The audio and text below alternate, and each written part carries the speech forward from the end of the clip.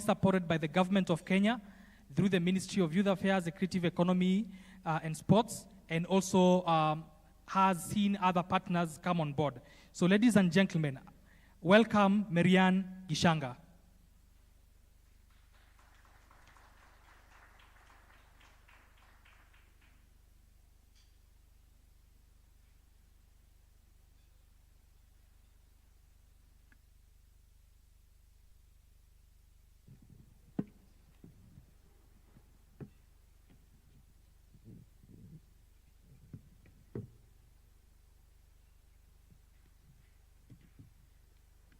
Good morning.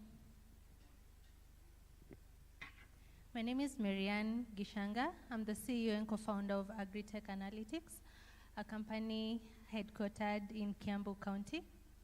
We work with smallholder farmers using satellite imagery analytics and IoT sensors to halt and reverse soil degradation, crop pests and diseases for increased yields. So I grew up in a farm setup and have witnessed the reduction of crop yields as a result of late detection of crop pests and diseases. And in a bid to help my parents and also 7.8 million smallholder farmers in Kenya to counter this, we came up with this organization with my co-founders. Some of the problems that the farmers are facing is that they lose 45 to 100% of their crop as a result of late detection of crop pests and diseases. And sadly, 65% of the land that they are tilling is suffering from soil degradation. And for us to guarantee these farmers an over 97% accuracy on the reports and alerts we send them, we get data from two sources. That is the IoT sensor, that is our crop and soil management tool, and satellite imagery data. Once we onboard a farmer onto our platform, we electronically map the farm so that satellite data starts streaming in. The data from the two sources is analyzed, interpreted, and the farmer receives a simple text on their phone in their vernacular language or in English. So on our scalability and growth potential, I'll first mention what Kenya has done for us in the Presidential Innovation Award. When we first got onboarded into this program, we had 7 employees. Now we have added another 5, so we are now 12. And the greatest thing that we can show for PIA is that we've been able to launch a mobile application called FarmPulse. And FarmPulse is where the farmer is able to scan their leaves and stems to get to understand what exactly is ailing their crop. We have a fertilizer calculator, and we also have tips on calculation. We have 36 crops on it, so the farmer is able to understand the journey of those crops. You can go to Play Store and search for FarmPulse. You'll find it there. It's under AgriTech Analytics. We are at 97% completion. 3% is coming in the next 2 weeks. So we look to getting to 1 million farm texts monthly for the farmers, increase the farmers' yields by 85%, detect over 5,000 pests and diseases, and also reclaim over 1.5 million hectares of land from soil degradation. These are the conditions of the farms when the farmer is just using traditional farming methods, and those are the smiles on the women's faces after they've used our innovation. I hope that people here can join us as we endeavor to end hunger in Kenya and Africa. Thank you.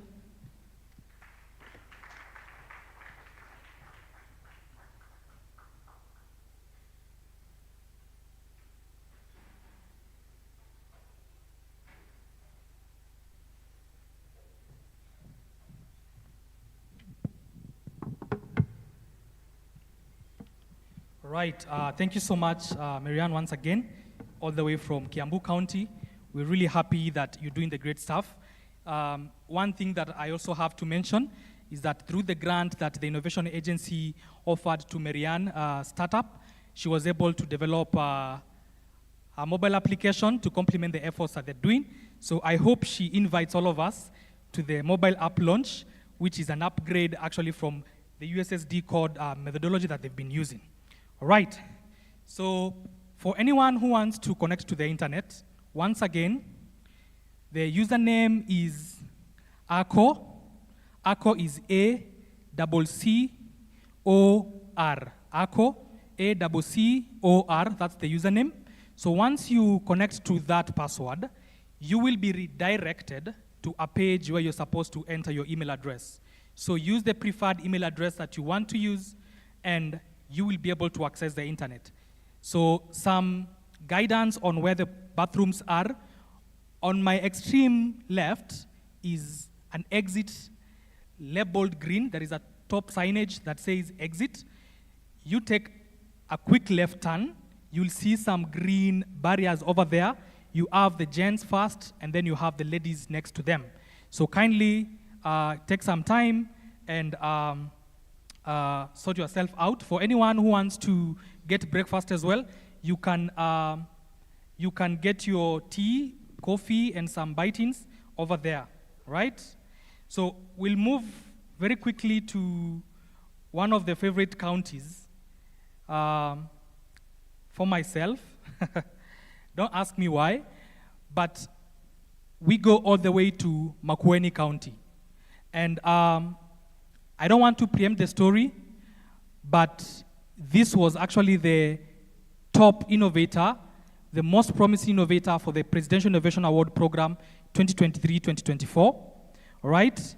The name of the startup goes as BioAfriq Energy. So, Chief, karibu sana. Let's clap for James Nyamai as he comes on board.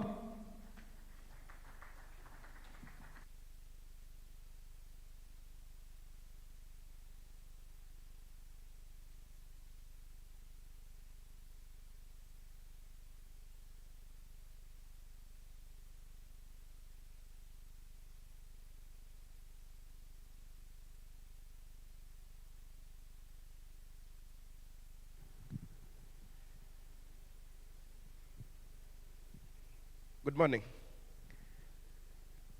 My name is James Nyamai, founder and the managing director of a company called BioAfriq Energy Limited. And I'm really excited and honored to stand before you today and just present what we have been working on. Sometimes in 2017, I actually came across post-harvest losses firsthand when my mother lost about 50 tons of pumpkins because of post-harvest losses. So she had met a group of people who promised her a market, provided she bought the seeds from them. And she went ahead, bought the seeds, converted about 6 acres of her land into a pumpkin farm. But when the pumpkins were ready, they disappeared, and she never had a market. So only now to move around and realize that she was not just alone, but there were also several other farmers that had gone through the same kind of an experience. And so there was bumper harvest of pumpkins in the market. We tried to reduce the losses by trying to dry these pumpkins just to make pumpkin powder, because most of the other farmers in the market had the same product. But this failed because she was relying on the traditional or the conventional solar dryers that are technically unreliable during the rainy and the cold season. So she lost all this produce, but they sparked up something new. When I researched deeper, I realized that Kenya loses about 33% of its annual produce every year because of post-harvest losses. This amounts to billions of US dollars annually. But the interesting part is that 55% of what goes to waste could actually be salvaged through dehydration. But unfortunately, this is not achieved because 80% of the farming population is comprised of smallholder farmers who lack the technical know-how, lack the finances, and lack the equipment to be able to dehydrate throughout the year, during the rainy and the cold season as well, which is generally about 6 months in a year of downtime, low productivity, and loss of food from the farms. We thereby developed what we call a hybrid solar dryer. A hybrid solar dryer actually is an equipment that comes with a heating system that helps the farmers to recycle the waste agricultural biomass into the heat that can be able to generate heat to dry the foodstuffs during the rainy and the cold season. But this is not just about drying during the rainy and the cold season, but it's also about maintaining the nutritional value of the food that is being dehydrated, enhancing the shelf life of the product, of the farm products. So it comes equipped with a digital temperature controller that enables the farmers to be able to set the temperatures for drying different types of farm products to maintain their nutritional value. But the farmer can also be able to monitor the temperatures when they are also far from their phone, to be able to ensure that the temperatures inside are ideal for what they are drying. So we also offer training to farmers to be able to equip them the knowledge to dehydrate different types of farm products and enhance the shelf life of the products. Out of the 55% that can be salvaged through dehydration, we actually have a serviceable, obtainable market of about 49 million US dollars that we can tap.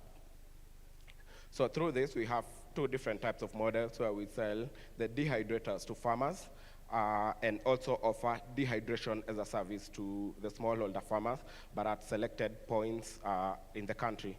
And so out of all this, we normally make a profit margin of about 40% for each of these models. So since the time that we registered the business in 2017, we have had tremendous growth. 2019, we had the go-to-market model. And in 2020, we obtained intellectual property for the innovations. And in 2022, we broke even.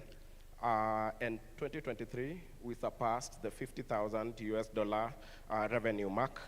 But when we got the Presidential Innovation Award, it has actually made us to move at a faster rate than what we had actually anticipated, where we also got some of the interesting partners that also came on board as a result of the trust that was put up because of the award, such as GIZ, that is helping us with meeting our marketing budget for the whole year.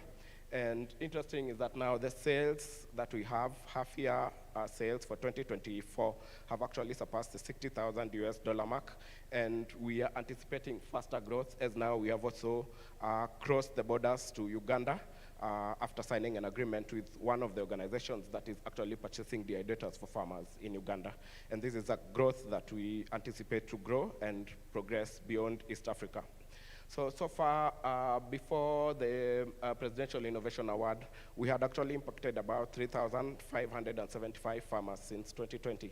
But this has actually increased tremendously, where now we have impacted about 5,267 farmers and have created additional jobs, 7 additional jobs and 38 indirect at the dehydration centers, where farmers have to employ at least one person to be able to handle the dehydration process.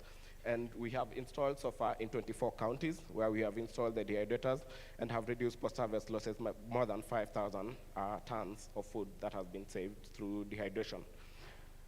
We have established various strategic partners along the journey, and these partners have actually been helping us a lot with market access, IP and trademark protection, research and development, and also capacity building support for our farmers and also our staff.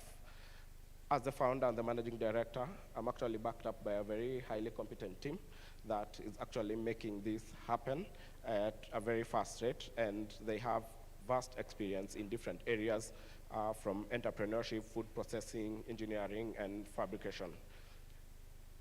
According to the Food and Agricultural Organization, reducing the world's post-harvest losses by about 50% could help feed an extra 1 billion people without increasing the current food production capacity. And this is a journey that we are actually undertaking, and we are hoping to progress more in reducing post-harvest losses for our farmers. Thank you.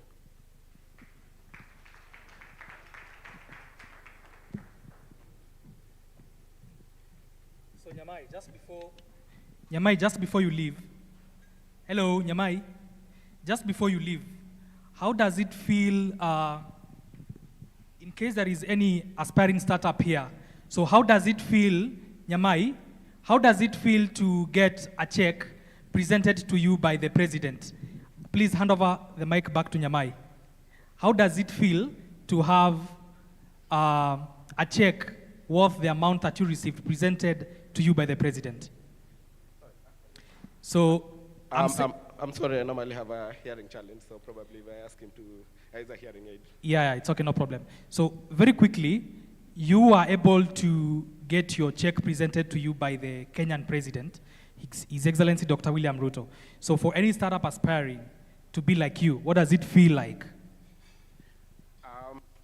It was actually a great feeling to actually be honored by the president for the efforts that we have done, and just receiving that amount of funds that is actually helping us boost our operations and increasing our capacity is actually something that was an opportunity of a lifetime. Yeah. All right, great. So to all Gen Zs who want to go to State House, there is a better way to go to State House. Please innovate and we will take you to State House, all right? Great. So in our midst, we have so many partners, strategic partners, and people we've built relationships with over the years. And I would want to recognize some of the partners that we have in the room today. We do have, I've seen JICA around, I've seen the British High Commission, I've seen Britam around, I have seen Semastea, I have seen our good friends from the fourth estate, the media. I have seen representation from the Nairobi City County. We've seen Kenya Space Agency around. We've seen Dedan Kimathi University of Technology. We've seen different state departments across government, the University of Nairobi. We have seen people who are doing amazing things like Leo Sky Africa. We have seen a couple of delegations from KEMRI, research institutions, from Innovate UK, from GIZ, from UNWFP, from the Finnish development NGOs, FINGO. I mean, thank you so much, guys, for coming. So very quickly, I want to put someone on spotlight. We have partners that we've been working with over the years, and I would like to invite some of them that might want to speak to some of the work that we are doing as an innovation agency. And because we've walked a 3-year journey so far with some of them, so very quickly, if you want to talk about some of the programs we are working on together, you can raise your hand. I have a very mobile team supporting me with moving the microphones around. So kindly raise your hand and we would be able to hear you talk about some of the things that we are doing together. So on a count of 3, 2, 1, who goes first? Right? Okay, we do have a microphone. We do have an hand over there. So please, let's hand over the microphone to the lady over there. How many minutes? I could take 5, 10, 15. Anyway, good morning, everyone. My name is Maureen Ochako, Director Programs at Victoria Venture, where we are implementing R2C, Research to Commercialization. So we do this project together with Kenya, as well as Victoria Ventures, and through about 2 years, we have supported 40 researchers get their innovations to the market. Out of those 40 researchers, we have 5 innovators who have raised 60 million Kenya shillings. We have supported, yes, let's clap. 60 million Kenya shillings, not Zimbabwean or another currency, ladies and gentlemen. And then we have also supported 4 innovators we have linked 4 innovators with different industry partners to help them commercialize their innovations. That's the one of the pillars. And then the second pillar is we also understand that these innovators work within an institution, and therefore we need to streamline the institutional innovation ecosystem, and we have worked with 40 TOTs, training of trainers, in Kenya as well as in Ethiopia. And out of those 40 innovators, or out of those 40 TOTs, 700 people have been trained within 28 institutions. Thank you very much, ladies and gentlemen.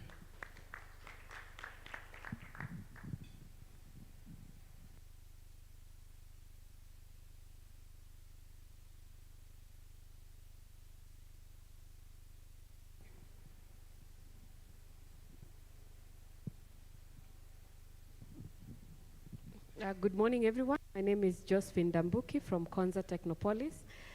Kenya is our sister organization, I would say, and we are looking at embedding innovation at the local level. As you know, we are supporting the Digital Hubs program at the ward level, a project of the national government.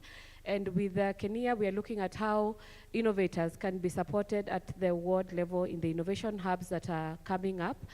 Further than that, we are also looking at thought leadership, and one of the biggest projects we are working on is bringing the world of science leaders, science parks and innovation ecosystem leaders to the whole world, to Kenya in September.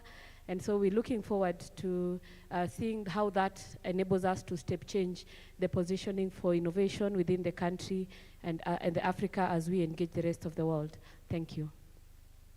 I think one more I would talk about is working on the Silicon Savannah Innovation Hub. We are looking at establishing a center that supports innovation from all over the ecosystem.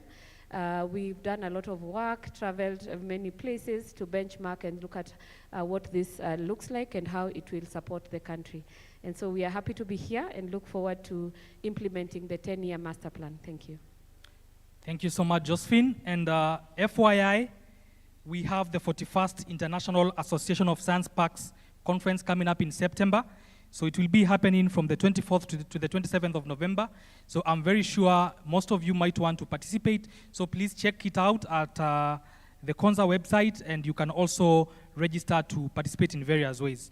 All right. So any other person who wants to speak to the work that we're doing? One more last person.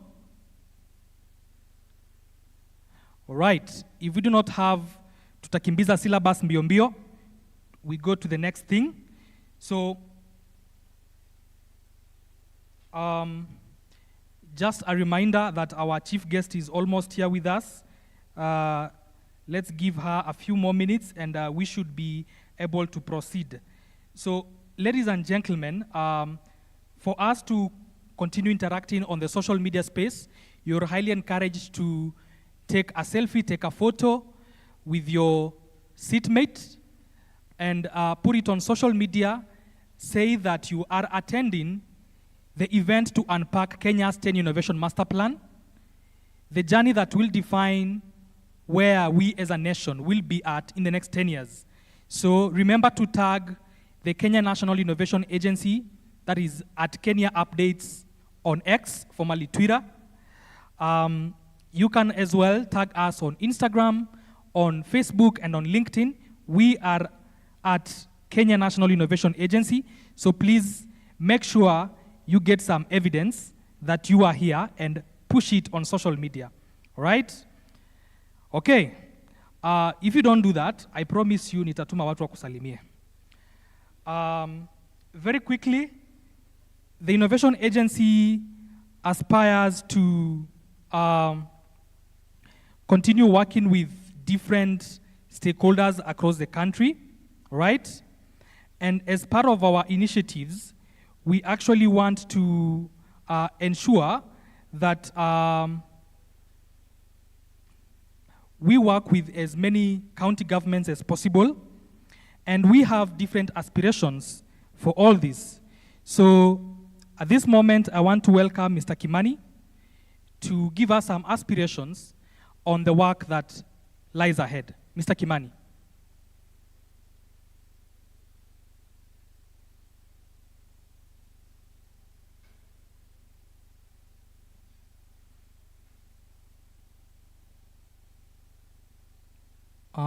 Okay, I'm told there are Mr. Kimanis, so many Mr. Kimanis around. I would need to be very specific on this one. So this has to be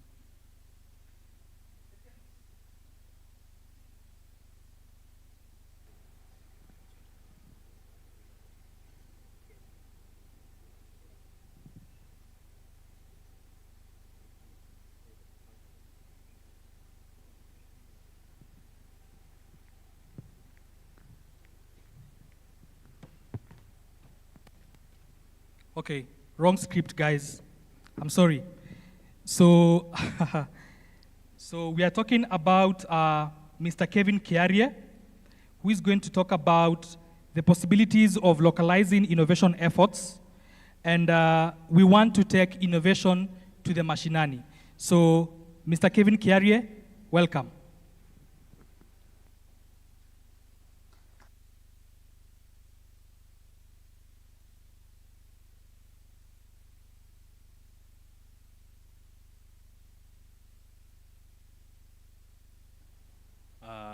Good morning.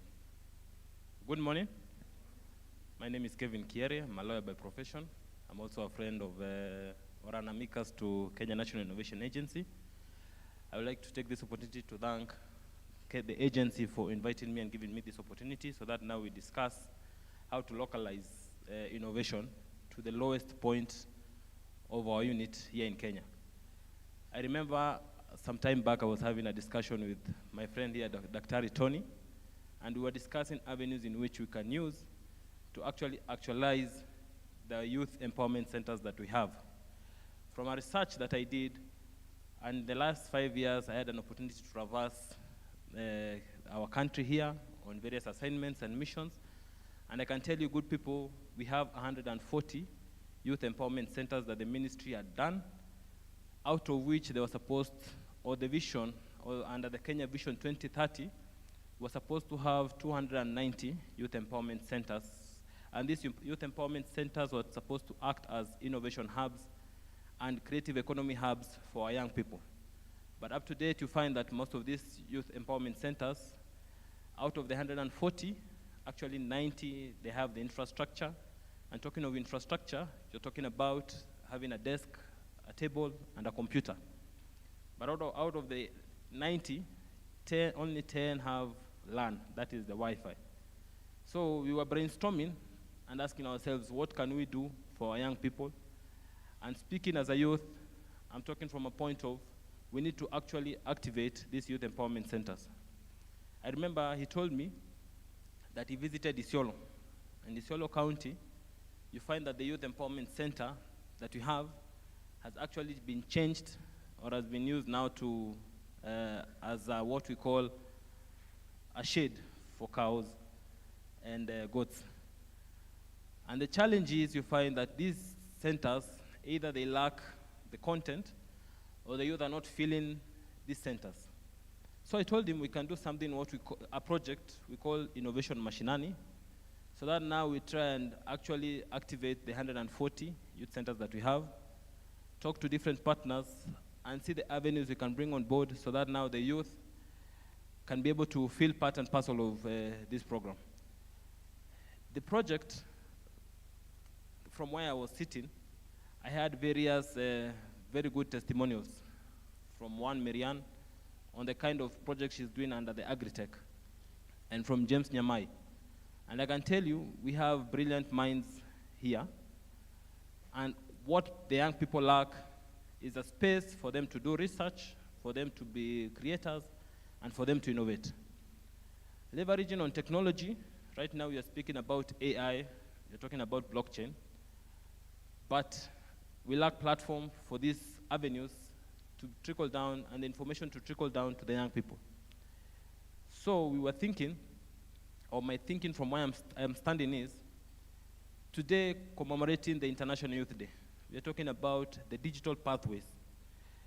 Actually, the theme for this IYD today is from clicks to progress, youth digital pathways for sustainable development.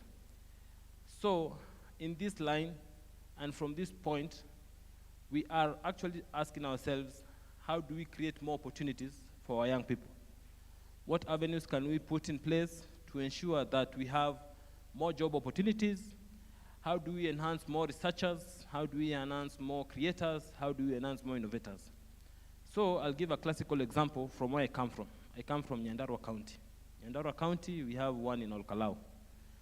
And the youth center that we have there, the only way we can actualize this youth empowerment center is we focus on AgriTech and look at it from a point of how do we value add our produce so that the young people cannot, we want to see, like for instance, in areas where we are putting more pressure on agriculture, how do we see that the young people love this, what we call agriculture? You find most of us as young men and women, we tend not to like agriculture because we think it's about going to the farm and digging.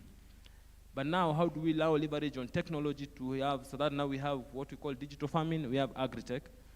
And now how do we value add some of these economic activities in our different counties using the youth empowerment centers, so that now we engage more young people to what we call value addition, to streamlining now on the 6 pillars of the government manifesto, affordable housing, universal healthcare, and I can tell you we have a lot of potential, and it's something that in a short while we'll be able to reach out to each and every one of you, so that now we discuss avenues where we can harness the youth empowerment centers, vis-a-vis what is coming up, the digital hubs in our different wards, in the 1,450 wards that we have, and working hand in hand with county governments, whereby we'll be devolving this innovation machinery.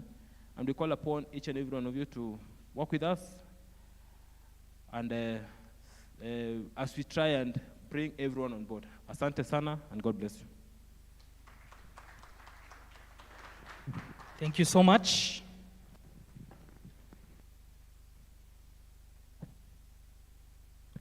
Right, so just to acknowledge more partners in the house, we have representation from GIZ. So thank you so much, GIZ, for coming. We also do have representation from other organizations, such as SEMASTER. We also do have STEM Impact Center very well represented here. So thank you so much, good people, for joining us in this very noble cause that we are doing. And right now, I want to call the next presenter on stage. So I know most of you, when you hear about Britam, you'll probably think someone wants to sell an insurance policy to you. But guys, trust me, Britam is also in the space of innovation. And right now, I want to call Madam Eva Kimani from Britam to give us a deeper understanding of the private sector efforts in the context of Britam to accelerate startup ecosystem progress and prospects. So ladies and gentlemen, let's clap for Eva.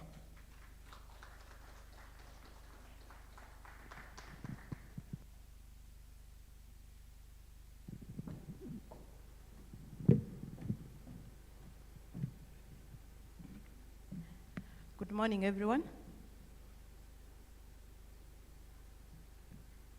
Thank you very much, MC.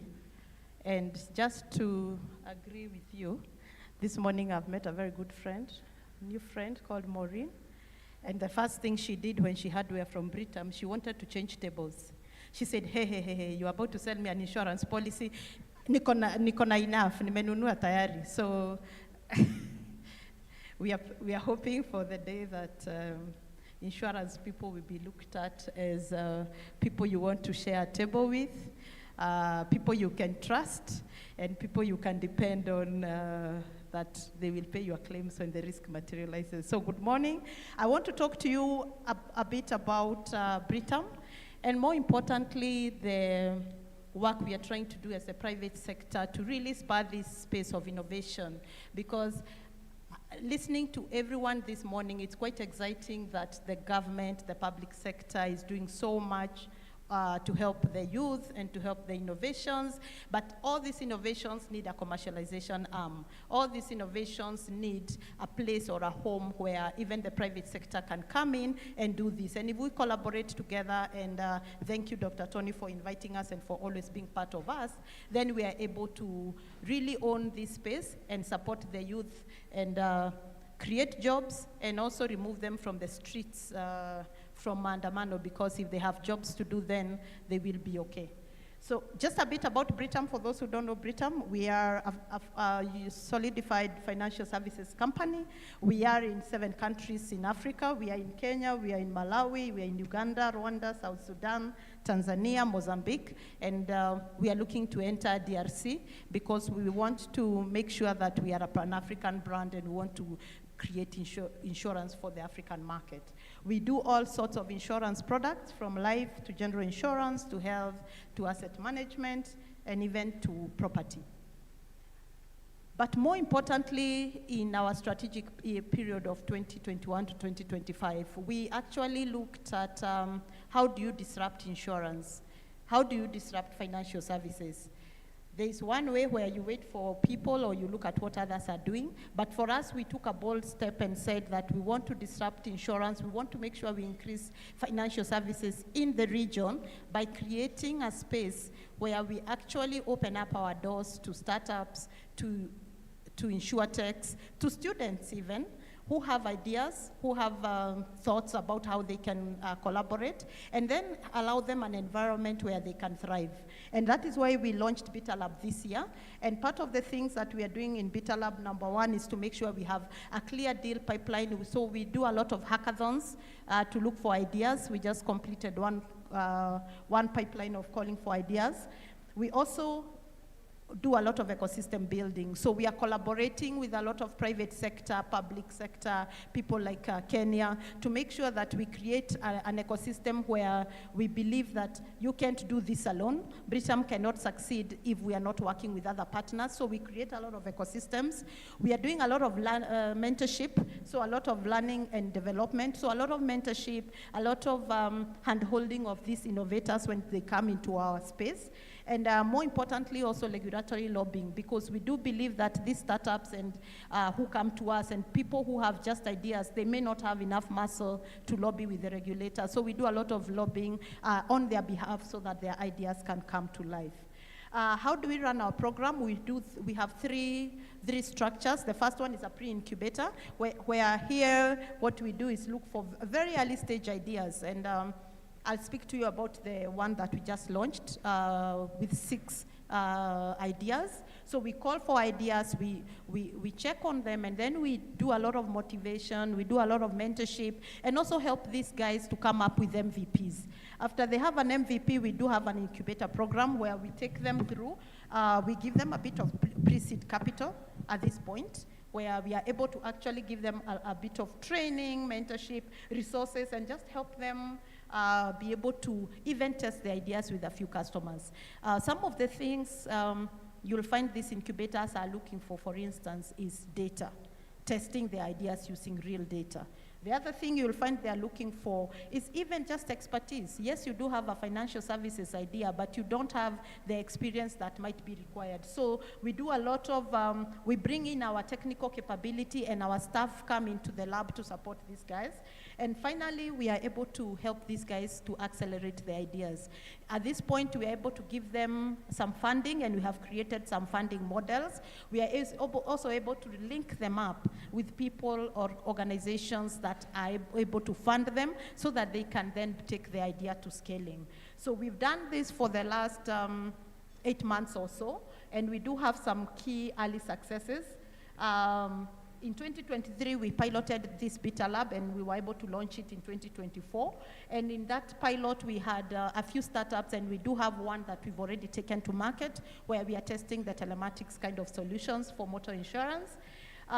This year, we've just closed we've just signed up our other startup, which is also doing a lot of claims assessment. And we have 6 ideas that we have brought into the pre-incubation program. In fact, this weekend is when we launched the pre-incubation. We have also launched a training and mentorship, and this is going beyond just the startups. We're also doing the same for the staff so that they can understand what innovation is. And we have launched at least 4 internships. So what we do in this space is we go to universities. We've collaborated with universities like the University of Nairobi during their hackathons. We participated in the Kenya Innovation Week. So we go out there and scout for ideas. And we also go out there and scout for competence. So we are able to bring these interns into Britam, who we then take for a 6-month period. And then some of them have actually been absorbed within the organization after the internship program. Partnerships are very important for us. So that is why we are here to speak about collaborations. We know that we can do it as Britam, but we want to expand this and have both the public sector and the private sector collaborating, and therefore we have actually been able to collaborate with people like the Kenya Innovation Agency, people like Muringa, AWS, Visa, FSD. These are all our partners and many other partners that we reach out to make sure that beyond just what we can do, together we can create a more resilient innovation ecosystem where our young people can come in, they can thrive, and whatever skills or whatever expertise we see from other partners, we are able to bring them on board. So that is it from me, and I'm looking forward to further collaborations, not only from the Kenya Innovation Agencies, from everyone else, so that then we can support our youth in the innovation agenda. Thank you.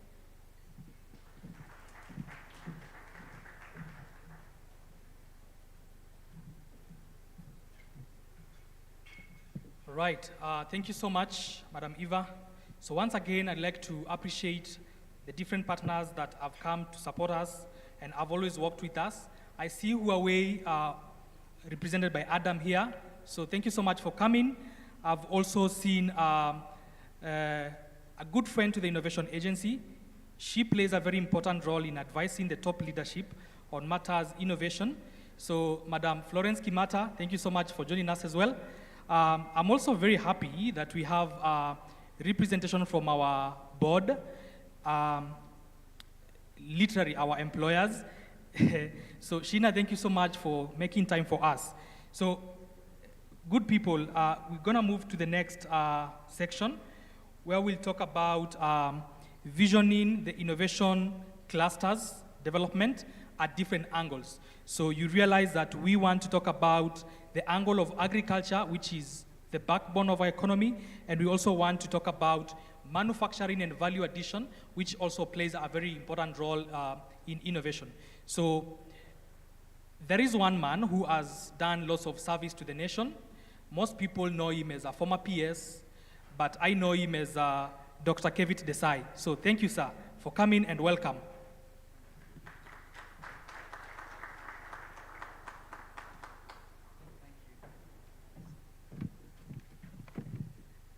Ladies and gentlemen, I'm truly delighted to be here with you and talking about innovation amongst such a recognized community. My presentation is about a very interesting initiative called the Kantari Agricultural Technology and Innovation Center, the first of its kind, and very exciting and very promising. Why? Because it's private sector driven and student centered, and it's all about food systems, climate-friendly technologies towards food system transformation. The objective, ladies and gentlemen, why I present and appeal to you today, it's all about collaboration, all about creating the insights within the context of creating clusters and promoting the leveraging capacity, the aggregation capacity, and thereby creating platforms which promote high levels of innovation and technology transfer and greater levels of skills, research, all with the aim of enhancing what we need. So definitely in terms of creating greater levels of productivity, innovation, efficiency, and diversification within food systems and technologies. The focus is climate-friendly agricultural solutions. Indeed, the youth at the center of such an initiative is part of the imagination. And of course, outcomes within the context of job opportunities, as well as our alignment within the context of the Kenya Kwanza Government Manifesto, as well as creating capacities for communities and opportunities. We are at a time when, if we look at agriculture within the context of a pillar, then it misses out on so many other opportunities within the context of value propositions. And this could be smart agricultural systems, the ability to promote greater levels of academia-industry partnerships, the ability to find ways in which we're able to bring our innovation to fruition, to markets, and the promise of commercialization as well as incubation and further creation within the context of community involvement in welfare.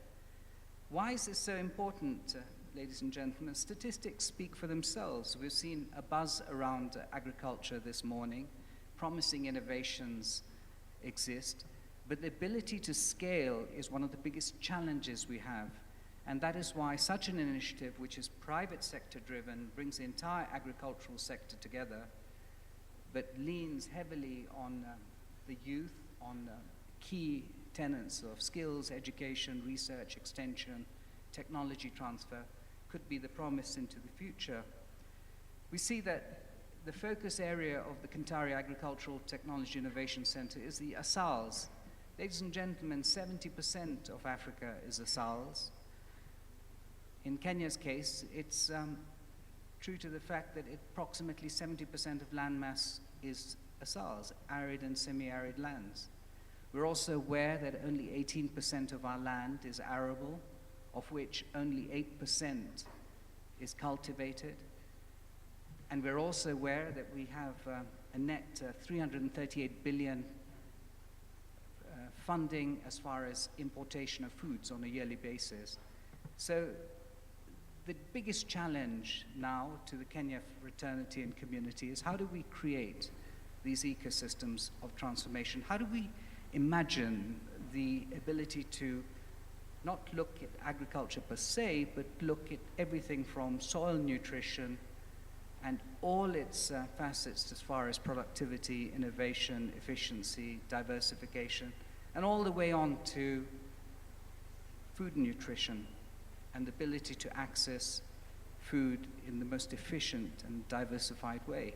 And so this initiative is about creating that link to markets, established markets, not only nationally by way of logistics chains and trade systems and trade posts, but also externally, the ability to meet international standards for food export, the ability to create a link and address the dichotomy between rural agriculture and urban processors.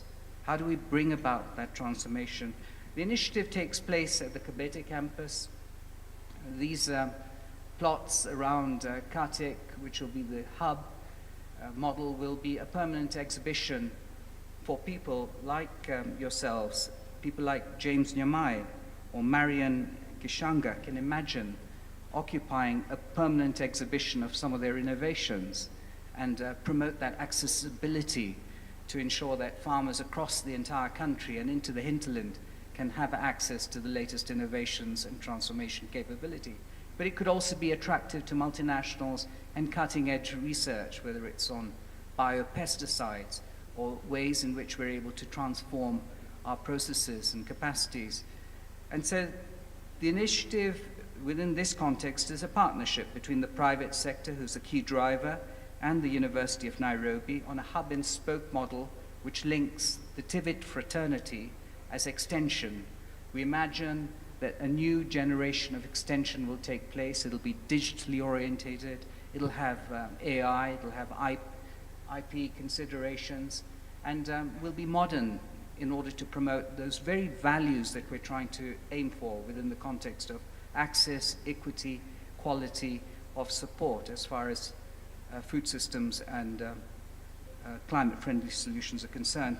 Now, within the context of Kenya, Kenya plays a significant role within such an ambition.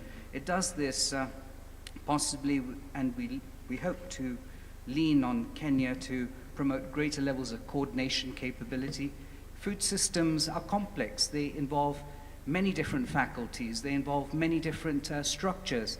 And if one of those links are weak, then, you know, ultimately you have a poor productive outcome or a poor efficient or innovative outcome.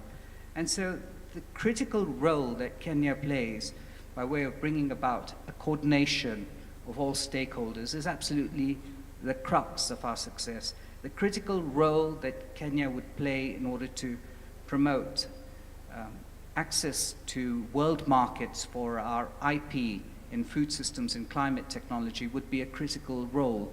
The critical role that Kenya would play as far as interministerial support and to ensure that we are within the context of this common issue to all of us would be central to our success.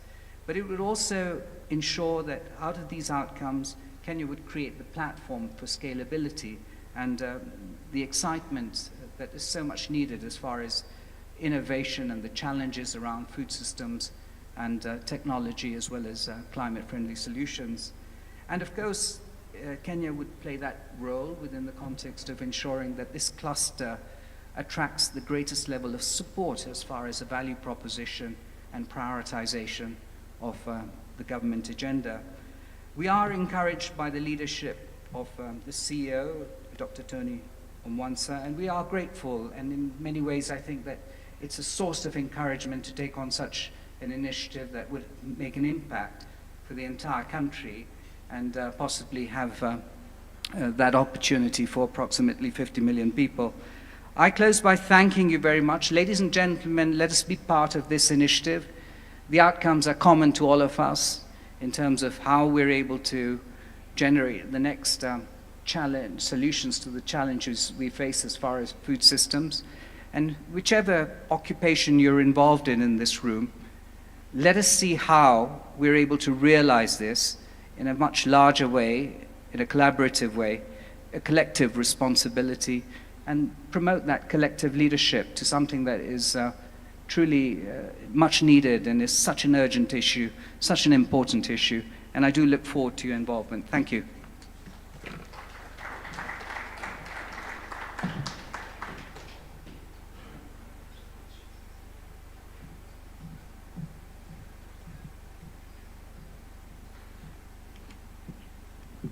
Right, thank you so much. So in the same breath, I would like to invite Professor Peter Mushiri, who will give us the context on visioning the innovation clusters in line with manufacturing and value addition. So Prof, karibu.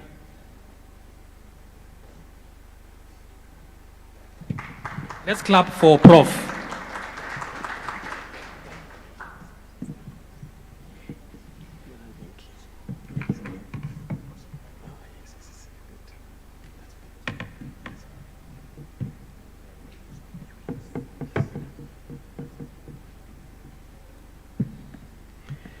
Yeah, thank you and good morning. Yeah, I've been introduced, Peter Muchiri, VC Dedan Kimathi University of Technology, and we are looking at how we can vision innovation clusters, especially in the area of manufacturing value addition. I'll start with this nice slide, which also explains why this part of the world has not moved as fast as the other parts of the world. And we're looking at also the different societies that the world is experiencing, right from agricultural society, industrial society, information society, and currently today to knowledge society. This part of the world, for many years, we traded a lot with our raw materials and finished and agricultural products. And looking at the value proposition of these products, you see a very small value. Just take agricultural products. I take, for example, the coffee beans at which you have traded with for many years, and you look at the value of the finished product and the value of the raw material. For agricultural product, it's between 5 and maybe 10%, and 90% is realized through manufacturing value addition. The minerals have even worse proposition because you get between 2 and 5%, 95% is realized through manufacturing value addition. And over the years, it is the movement or the value addition of the raw materials from their state to the industrial product that you realize the greater value of between 5 to 100%. That's 95% value addition for the industrial products. That's where research is needed, innovation is required. That's where you also get the value, high jobs, and that's what drives the economy and move the world forward. And there is a great need to look into how we can move also in that direction. But the world has even moved further to more of the innovation products and knowledge products. And today we are talking about the knowledge economy. And I quote Sir Paul Nass, and he says that in future, we will not be able to compete on the world stage with raw labor cost or exploiting fast resources of minerals resources, but we will compete with our brains and with our science. And I like that because that is where the arena of science, innovation, and creation is. And we just mentioned about the knowledge economy, and again, looking into production of services that are knowledge intensive. Again, looking at the bearing of innovation and also creating technical and scientific advancement and also exploiting the intellectual capabilities. We've mentioned about our youth, and certainly there is nothing that provides a better solution for our young people and our country than the innovation and the creative space. Looking at our demographic challenge, just looking at those two pyramids, don't mind the years, but the story has not changed. We have a relatively very young population. Our average age is 19.1 in our almost 58 million population. Compare that to Japan, 48.4, and again, not much has changed. And by 2030, 2/3 of our population is projected to fall under 25-year cohort. So our Gen Zs are here to stay, and we have to provide solutions for them. What are we doing in the university and in the higher education institutes? Because again, that's very important. For all the years, we've been on the teaching level. We've looked at knowledge dissemination and training, which is a good thing, but the world moved further to research and knowledge creation. Again, you can look at this from different perspectives. There is basic research, you can look at applied research, but there is also more to do with commercial research. And then the super or the Champions League university looking more into innovation, where you can create minimum value product which can be protected in terms of patent and the IP, and then creating or turning these IPs into entrepreneurship, startup companies and also spin-off companies, and that is what would take us to the next level. But even before we point fingers, we also look at the funding infrastructure and who is doing what in that space. And of course, from the teaching, we have our UFB, University Funding Board, Higher Education Loans Board, and much of the funding infrastructure today in the university, even the new funding model, is all geared towards teaching and knowledge dissemination. And yet, universities are supposed to be the engine for societal transformation and creation of entrepreneurship and going all the way to the high end of entrepreneurial and innovation university. We have our National Research Fund that is looking more into the area of which kind of research can we do as a nation. And again, this is where this kind of a debate or a discussion comes in on which should be the national priorities of research. Where should we be able to niche? Which areas can we prioritize, and how can we frame it within the national agenda? Again, the funding there is still a little bit low, because looking at the national innovation ecosystem, we need at least 4% of the national budget funded into research. The current realities are far much less. And we like Kenya, because Kenya is pushing higher education institutes to that level of innovation university. And still, again, the funding infrastructure for innovation ecosystem is still something that is of great importance. And then going to entrepreneurship, the aspect of the seed fund, very important, especially for startups during their initial formative stages, and the attraction of angel investors, and also venture capital and hopefully even going all the way to IPO for university or institution-founded companies becomes a very important question. So the future is towards innovation and entrepreneurship. Though the basic function of knowledge dissemination remains, but the future is how we can turn all the knowledge that our higher education institutes have so that we can be able to turn them into resources that can be of benefit to mankind. And again, let's look at this report. I saw some few interesting statistics there. The projected technology adoption expected in the next 5 years. And again, we are talking about innovation and where we can strategically position our country in terms of creative knowledge. So these are the technologies that are projected to create, or the companies or organizations are projected to enhance in the coming years. I cannot go through all of them, but we can see the area of digital transformation is very highly pronounced, from digital platforms to big data to cloud computing. And again, that still remains as a very important area where we can innovate and provide solutions. There is also the area of manufacturing value addition, from robotics, electric vehicles, power storage, and again, a huge area around there. But another very nice report, again, from the Future of Jobs Report 2023 from World Economic Forum, and this compares the technologies that will become job creators, and they are also the extent they will also be able to displace some of the jobs.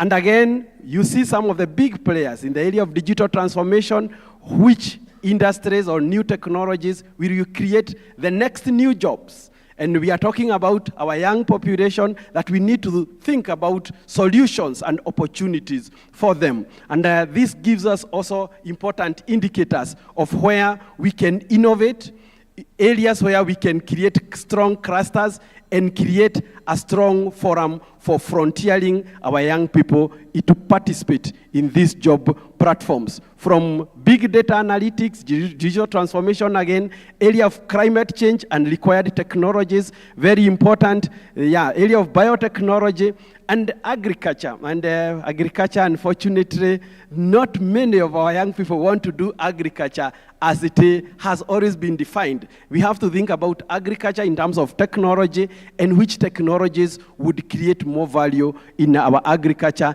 And again, looking from what Kevin Desai said, it's this quite a lot of momentum that we need to do in our agricultural systems. So again, this gives very nice indicators of areas where we can be able to innovate and areas we can be able to finalize. And well, there is the issue of niching. And kindly allow me, especially people from UK, FCDO, allow me to use this as a good example of niching. Because when we talk about niching, we are talking about what should be known to be good at, or what do we want to be known for. And I had an interaction with the UK Science and Technology Framework, and defining 5 key areas where UK wants to specialize, from AI, engineering, biology, future telecommunications, semiconductor, quantum technologies, and looking at and developing a full ecosystem where these technologies can be developed. And we are not an exception. And maybe these are some of the key areas that we will be asking ourselves as a country and also as institutions. What do we need to be known for? Where can we make an impact and a difference? Which innovation areas are a priority for national development, and which impact will they make? Which value chains can we be able to strategically position ourselves and intervene and enhance manufacturing value addition? And where should we focus our resources for research and capacity building? There are many different areas where we can look at the manufacturing clusters, and manufacturing value addition still gives this country a very big value proposition for creating the next future jobs and also ensuring that we are able to contribute. I may not go through all of them, but a very interesting area that is of importance of the world today is the area of microchip. And this is one of the areas where my university have said this is an area we want to get into, and an area where we want to contribute to the next economy, because this is where the world is going. The future of electronics and microchip as a key driver is very important. This is an industry that is supposed to, is growing, and it's growing at a rate of around 8% to create another 1.2 trillion US dollars in all those electronic gadgets. And looking at even countries which have strategically positioned themselves in the area of supply chain, you see Taiwan, for example, producing 92% of very high-value microchip. And we believe in this country, we are also ready to enter in this supply chain. In Dikut, in our Science and Technology Park, we have the first microchip fab lab looking at the area of semiconductor, material engineering and design. There is a lot to do with nanotechnology, a lot to do with microchip design, and also nanofabrication and the testing, and again, looking at how we can contribute into the future of technology and the future jobs. So again, institutional niching, very important, and we decided we are not doing everything that everybody is doing. We just define 3 key areas where we can make a contribution: design, materials and manufacturing, the area of ICT, and AgriTech and food bioresources, and we have different ecosystems to support that. Again, time may not allow me to go into all the details, but manufacturing value addition is very important. There's quite a lot that needs to happen there. We have different centers, again, encouraging this kind of an ecosystem to develop that, and this will be important for job creation, wealth creation, youth empowerment, and increased innovation for national development. Maybe I finalize with this slide. Then this is the dream that we have for a science and technology hub that is able to encourage manufacturing value addition. We are working on this as a national project and looking again into those 3 areas, and still with manufacturing value addition in the heart of the agenda, ICT and AgriTech. So I want to stop there. Thank you, and this is quite a lot that we need to do in order to define the niching in the area of manufacturing value addition. Thank you.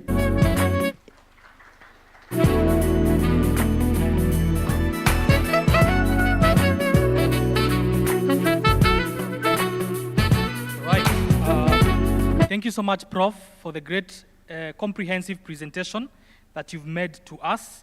I hope we all feel inspired and also are ready to dream with Dikut and all the other institutions doing great job. So in our midst, we are honored to have Honorable Alice Nganga, who is the chair, the Parliamentary Committee on Social Protection. Thank you so much for coming. Happy to have you. So right now, ladies and gentlemen, I'm going to call the CEO of the Kenya National Innovation Agency, Dr. Tony Omwansa. This is probably one of the most important things you have to listen to this morning. So please, Dr. Tony Omwansa, come on board as you tell us about the Kenya 10 Innovation Master Plan and unpack it for us. Take it away. Thank you very much. Our chief guest, Honorable Alice Nganga, and many, many partners that we have in the room, from universities, from academia, from private sector. I see development partners in the room as well. It's really indeed great to connect this morning. Late last year, we launched the 10-year Innovation Master Plan. And many people sometimes ask me, what is so scientific about it? Are you going to hold yourself accountable to every single thing you've said in that document? The head of state launched it, and so on and so forth. But that really document, which I have here, is a yardstick, is a guide. It kind of helps us to think through what are the elements that we need to put together as we build a stronger and more industrious country. So I thought it was an inspirational tool. And when the head of state launched it, we then agreed, let's start looking at specific components that we need to start activating, and then measure the progress on a consistent way, and gradually build towards an aspired goal. So I'll do a short presentation, and then we will continue with the program as is structured. Sorry, we had to reorganize it a little bit in light of some changes that happened this morning. So here is a little bit about unpacking, and I hope my technology works. Is that all right? Okay. Okay. So it's a little bit about unpacking. Confirm. Mic check, 1, 2. That's okay? Good, thanks. And we have painted some kind of picture. What would it look like 10 years down the road? What would our innovation ecosystem look like 10 years down the road? We'll achieve probably more or less, but you do need some kind of sense of north of where you're building yourself to. The head of state was gracious enough to launch this during the Commonwealth edition of the Innovation Week in November last year. And we started moving and started activating a number of things. So today, we'll talk about how we're going to follow through what we're trying to do. And some of this will transcend us. Somebody else will be the CEO of the Innovation Agency probably a couple of years down the road, and we'll probably continue with this journey. So we have a portal that we will use. This is 6 months down the road. So we've got a portal that we'll use to track the initiatives and the outcome. Number 2, we'll be doing media roundtables. So this is a classic example of activating a roundtable. In the morning presentations, you had private sector, the aspirations and the thoughts and the challenges they face. I have met our dear sister, and she tells me part of what she's struggling to do is how to get more private sector into the table of supporting startups in a systematic way. Okay? That's private sector. Kevin Detai talks about, agriculture innovation value chain, all right? And very passionately doing something at University of Nairobi. Professor Mushiri, very passionately doing something at Dedan Kimathi, thinking through the infrastructure, the policies, creating opportunities for students, and now he's graduating startups, not just students, all right? Now, how do we amplify that? And probably the job of the CEO of an innovation agency is fairly complex because you have to think through how you interconnect all these dots so that then you get the desired outcomes. We run the Innovation Week at the end of the year. This year, we will get a short presentation about the plans that we have for November this year, where we'll have an Africa edition. We've also committed to do an annual innovation outlook, something that scientifically helps us to measure the progress we are making on an annual basis across a certain set of indicators. And we have one partner who will make a short presentation about that. So let's take you to the innovation system, which is a complex thing that I have to deal with every other day. You see, I don't innovate. We don't innovate at the Innovation Agency. We're trying to catalyze a stronger, more dynamic national system of innovation. And when you say a system, it means you have several components that make up that system. You've got that government infrastructure. You've got the institutions there. You've got policy space. But you also have the education and research institution, where technologies are being developed, where intellectual property is emerging, where ideas are being exchanged and new ideas are being developed, and so on and so forth. We've got over 60 universities. You've got over 30 research centers across the country. You've got lots and lots of incubation centers, some set up by government, some by private sector. Then you've got a number of intermediaries. You've got academic associations, you've got hub associations, SME enabler associations, and so forth. And you've got the business communities. You've got the startups, large corporates, and so forth. They have their own interests. They have their own aspirations. And here you're trying to tie it together with all the infrastructure that you have, its standards, and so on and so forth, to do what? Make sure each of these components is working effectively. That means that program that you're doing at University of Nairobi on the value chain of agriculture is actually doing what it's meant to do. It's benefiting the university, the students, and the private sector. Same thing for private sector, that yes, you're supporting growth of startups. It's something to do with your bottom line, all right? And they are not feeling that they're being taken advantage of, and they are getting the skills and capacities they need in order to scale their enterprises. So I have a duty to help each of the players in the ecosystem to make sure, bullet number one, that your component works right. Your body is a system.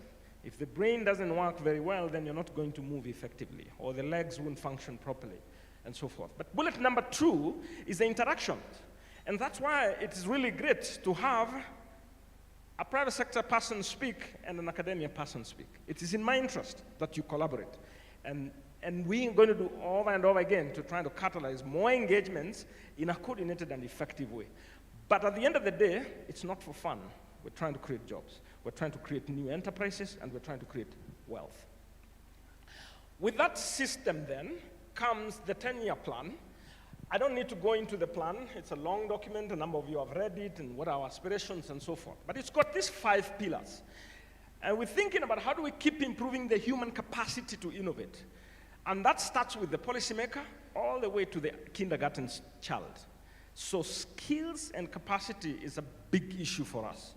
Second is finance. For that person who already has an idea, now we had the winner, for example, of the Presidential Innovation Challenge and Award make a presentation early in the morning, and who got this award of 5 million and explained how that award helped them to scale their business.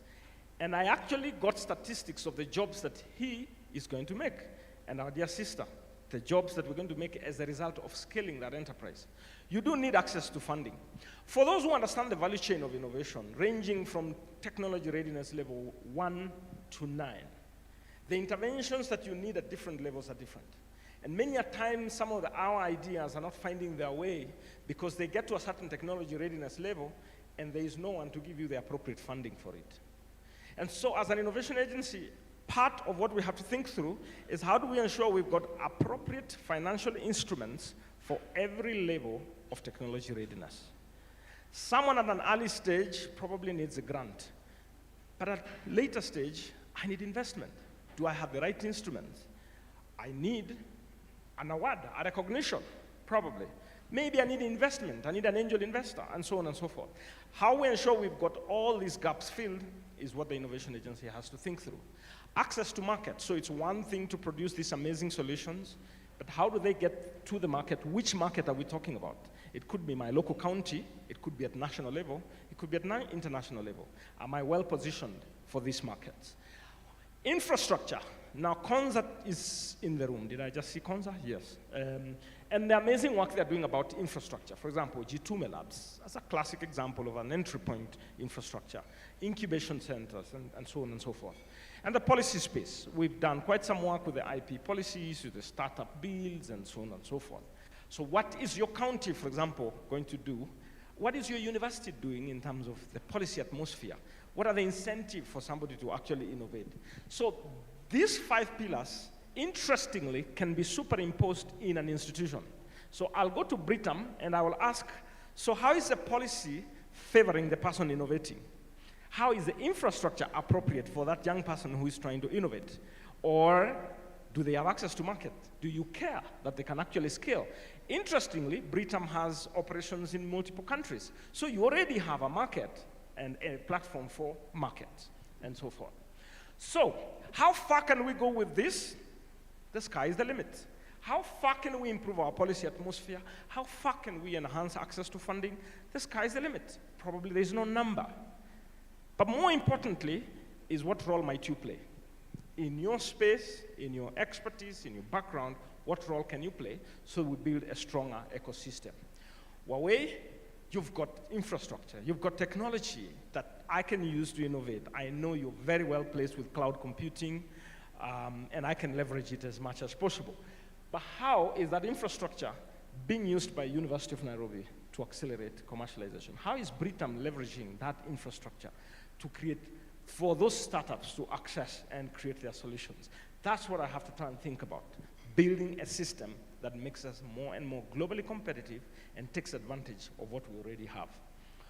So as an innovation agency, we then are not expecting to coordinate without doing anything. So we've picked 2 strategic priorities. One is on commercialization systems, and second is on the startup ecosystem. This is what we think about every day as our contribution to the national innovation system. I wouldn't want to bore you with what exactly this is all about, but think about a research center called Kemri. How many of their solutions would you find in the market? And why didn't you find them? It's because of how their commercialization systems are designed. And we're trying to superimpose our 5 pillars into our institutions to ensure we commercialize as much of our research outputs as possible, from skills to policy and so on and so forth. On the startup ecosystem, it really is about how competitive we get our startups out of our ecosystem. So let me tell you a little bit about this commercialization system in terms of practical things that we're currently doing and the results that they're actually bearing. So we started by building a maturity framework. So if I go to Dedan Kimathi, how you actually presented your pathway towards a globally recognized entrepreneur institution. How do you get there? And what would be my role to help you get there?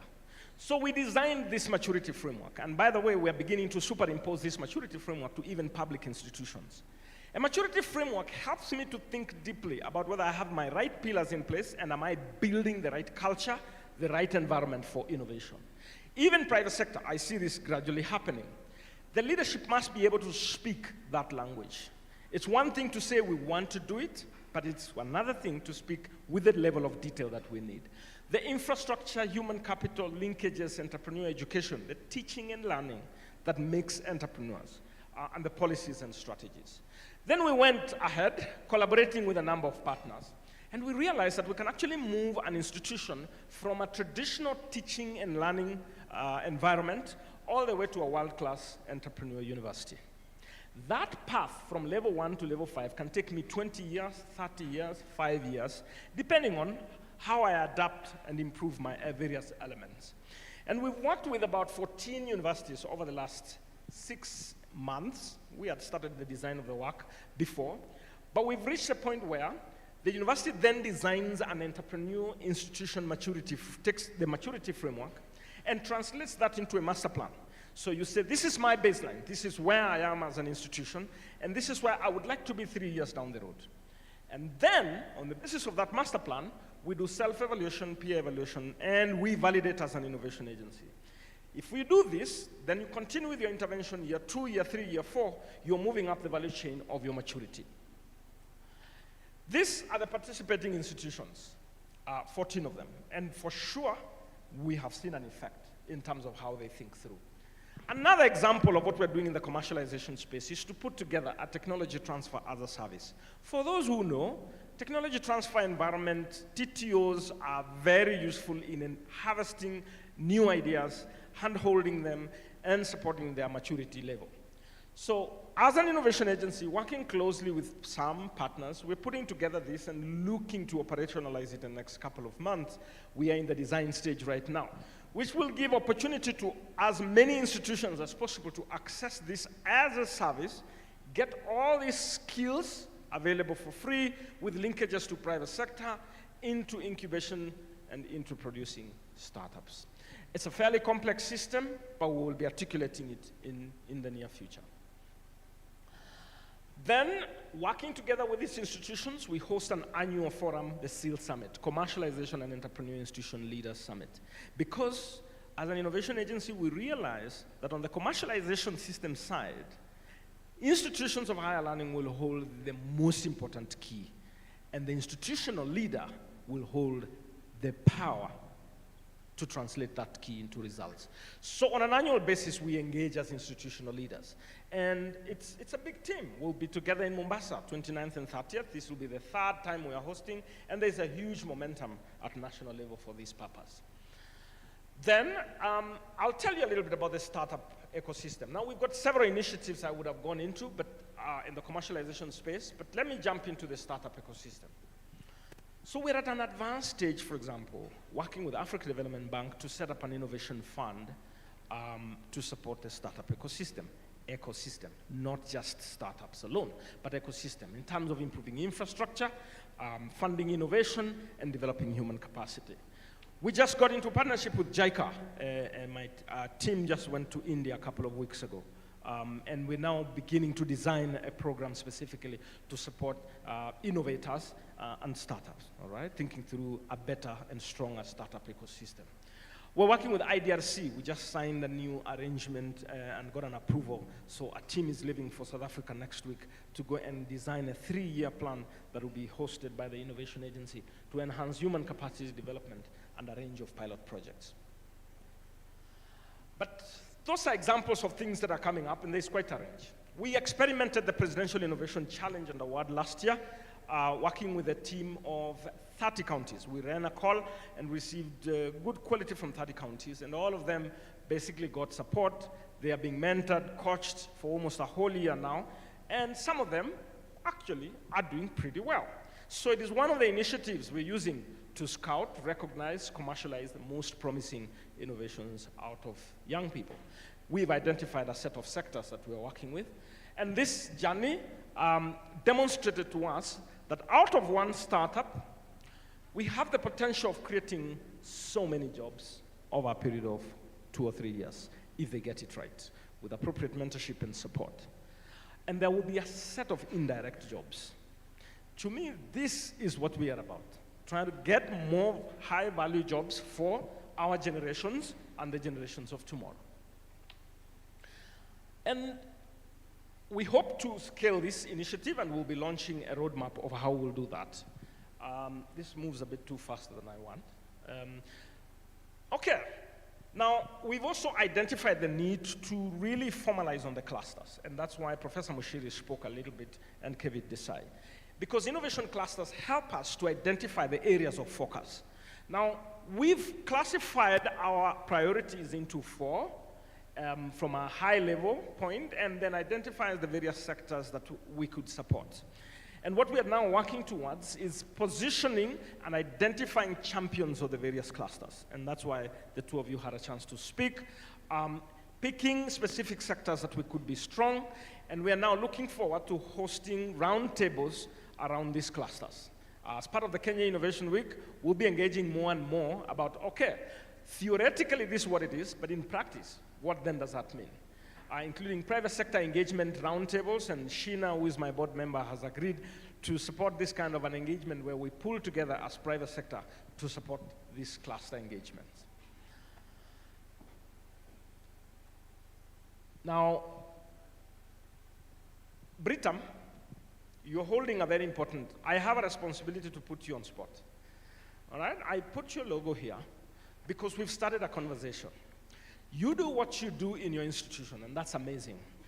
But you have to be part of an ecosystem. And the challenge that I have posed, and you might be surprised why I'm engaging Britam that much, she was my classmate in college. And you know, you always take advantage of those connections, all right? So we've agreed that we're going to pool a number of private sector entities that are involved in supporting innovation. And this is not about development space, this is private sector. And we're going to try and pool together resources from private sector to advance our agenda of supporting innovation. Maybe you'll clap for Eva. She agreed. So, there's something for someone. If you look at all those pillars, you think through the sectors, you think through our roadmap, there's something that you can participate, whether in the academic space, private sector space, help improve policy in your own institution or at national level. And I'm really glad that our chair of parliamentary committee, who does oversight. Now you may ask yourself, why didn't we get a lot of government officers? No, today I just wanted the person who does oversight to get a sense of what our aspirations are, and the person who actually determines budget. Maybe you may need to clap for Alice Nganga, Honorable Alice Nganga, for accepting to come and be our voice, that the transformation agenda that we have for the youth, and as the Gen Zs raise their voices, it has a lot to do with how we create an appropriate environment to catalyze new high-value jobs, and innovation is a pathway. To some, innovation sounds like a very easy thing, but I hope you do see that it is really hard work. It really needs a lot of conceptual thinking, pulling together different kinds of stakeholders for a greater result. Thank you very much.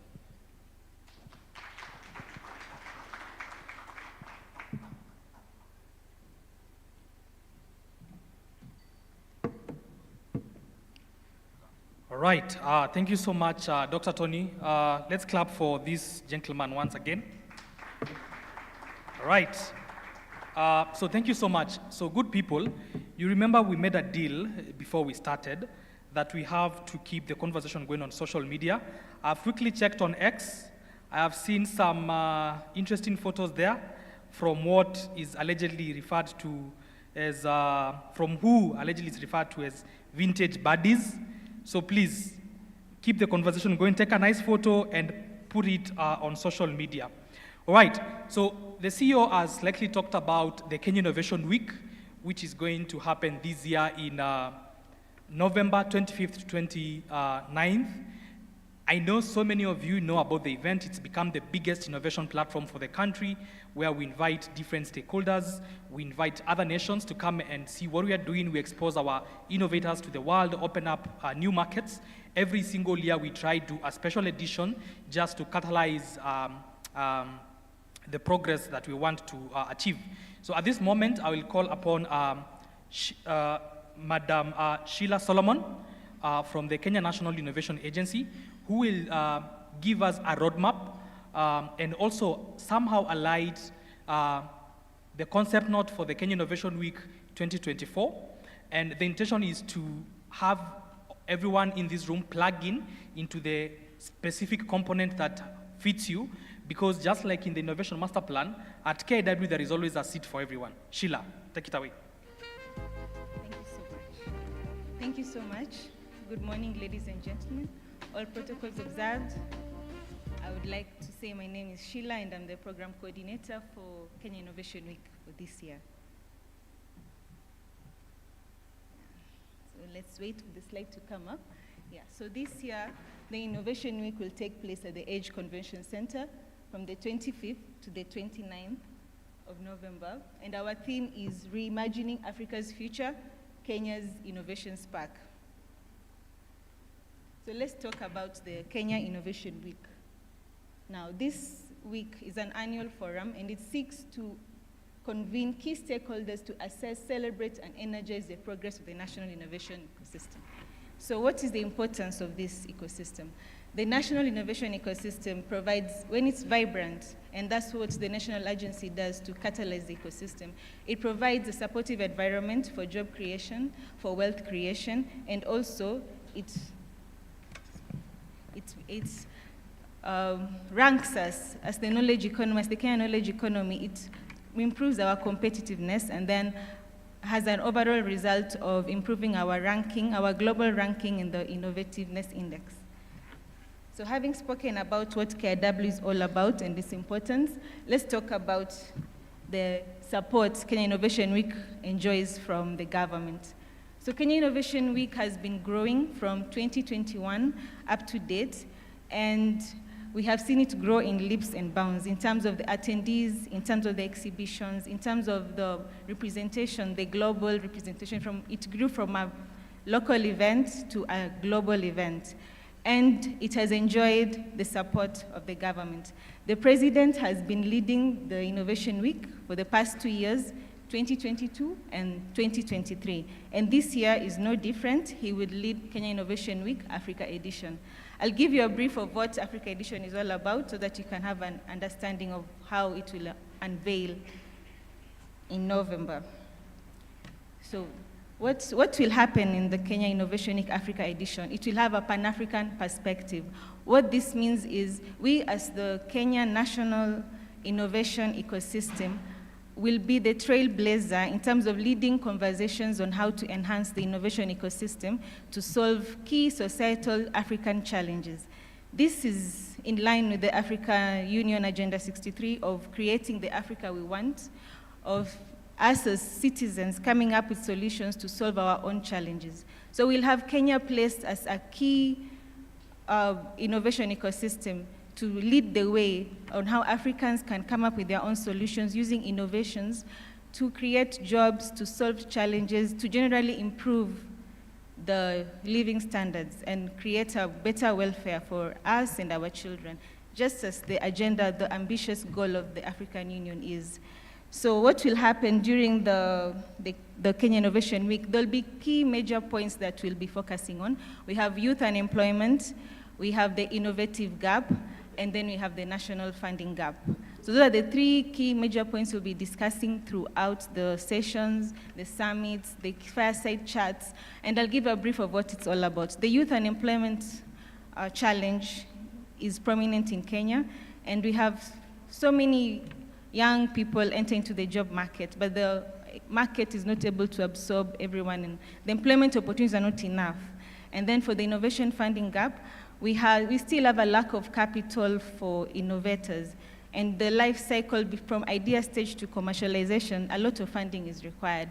And that is also something that we need to discuss. Then the innovative index. Globally, we are not doing so well, but regionally, we are doing well in terms of innovativeness in the country, so there's still more that needs to be done to improve our global innovation index. Now, let's talk about before we go there, it's too fast. Let's talk about the president, and we appreciate his support, and we continue to hope that we'll continue supporting the Innovation Week so that we can be able to have a greater impact on this. So, how will you participate? Currently, we have 10 organizations who've already expressed interest in a number of ways, to exhibit, to partner with us, to have side events, and we're already in conversations with this. This is a call to all of us. If you are interested in participating, please reach out to me. I'm available. You can reach out to me personally after this event. If you are keen to contribute towards the African Union agenda and contribute as a country in terms of coming up with solutions through innovation to help make Africa a better place, these are the conversations that we'll be having this year, and we are glad to have all of you on board. Also, regarding that, we'll also have a breakfast meeting very soon with the partners for the Kenya Innovation Week, and we'll invite you once the date is set, and then we can have a more detailed presentation on what KW is and how you can participate. Now, the team at Kenya National Innovation Week has also come up with the concept note, and this is also ready for your viewing. You'll be able to access it once it's up. Yeah. I think that's all for now.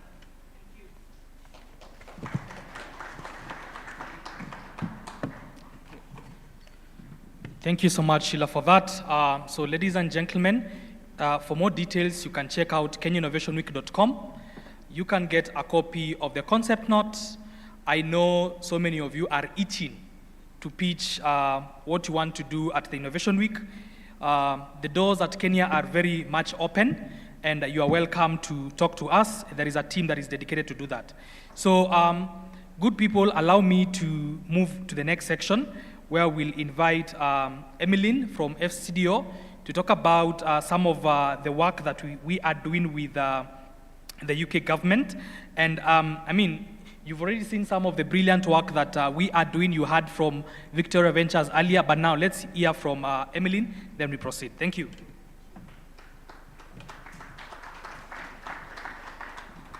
Good morning, honourable guests, Alison Ganga, and all our participants today. I'm delighted to be here. My name is Emmeline Skinner. I'm an Evidence and Innovation Advisor with the East Africa Research and Innovation Hub at the British High Commission here in Nairobi. We're delighted to have been partners with Kenya for quite a while and worked on a number of projects together over the last few years, including the Innovation Masterplan, which we're really excited to be here to talk about today. But the focus of what I want to speak about today is particularly the Kenya Innovation Outlook, which Dr. Mwanza referred to earlier, which is a piece of work which we're partnering on now, together with a company called Startup Link and with Growth Africa.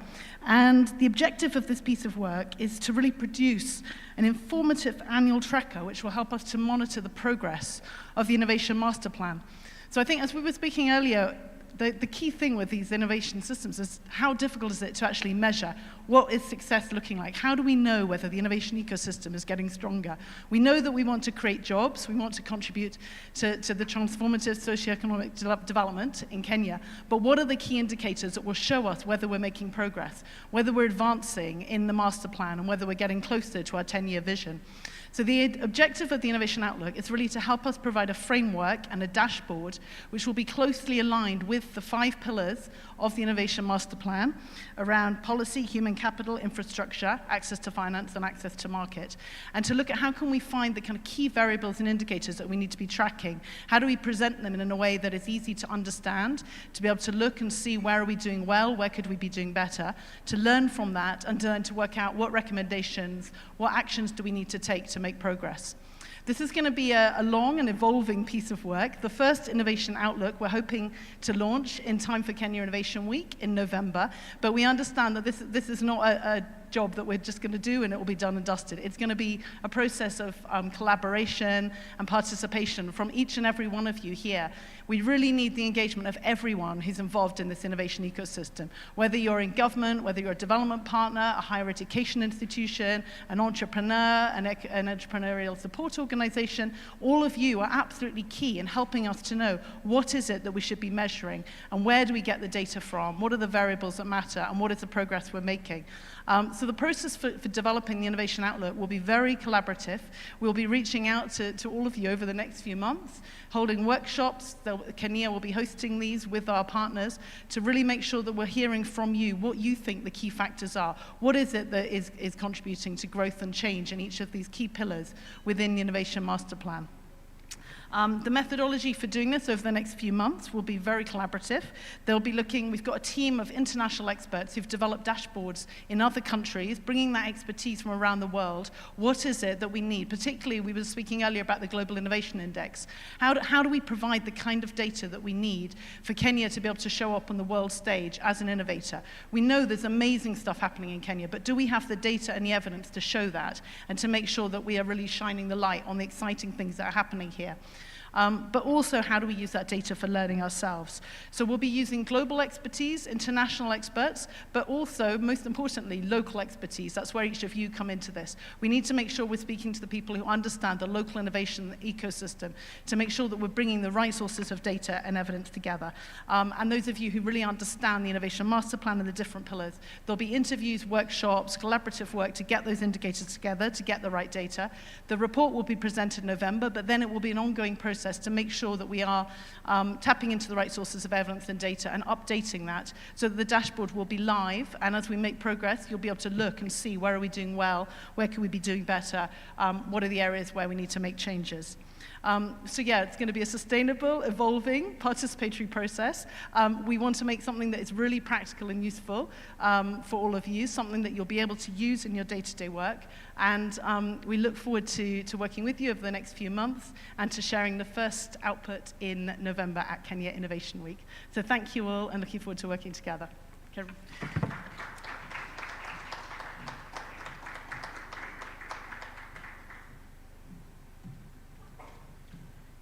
Thank you so much, Emmeline.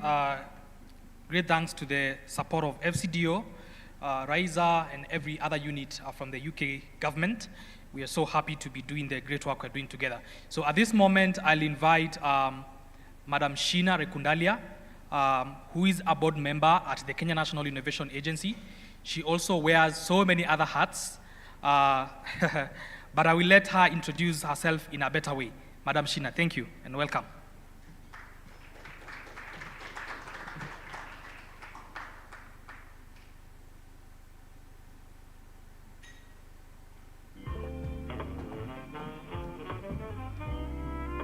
Hi, good morning, everyone. Yeah, thank you. I think that's a really good way to start by saying I wear lots of hats.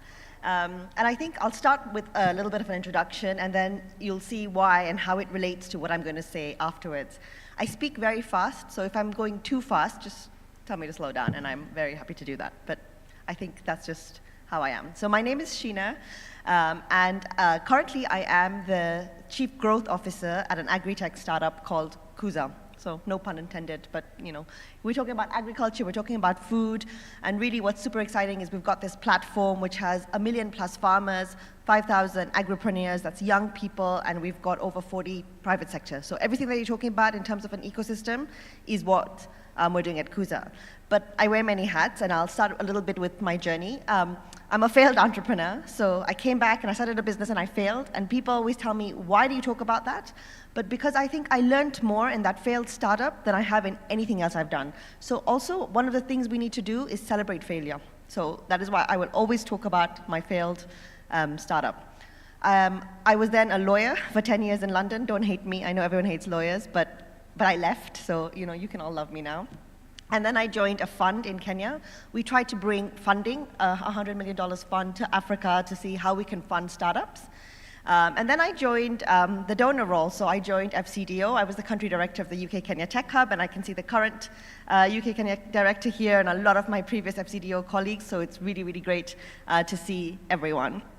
And I do a lot of advisory work for the Kenyan government. So I sit on the board of Kenya, and I'm not allowed to say this, it's probably one of my favorite board roles because it is just awesome. Innovation is exactly what I think is important. And we have a great chair who has more energy than I do. So it's like mad people meeting with a rush of energy. So that's been really great. I also do advisory with the Ministry of ICT, Jobs, Innovation. So those are my millions of hats.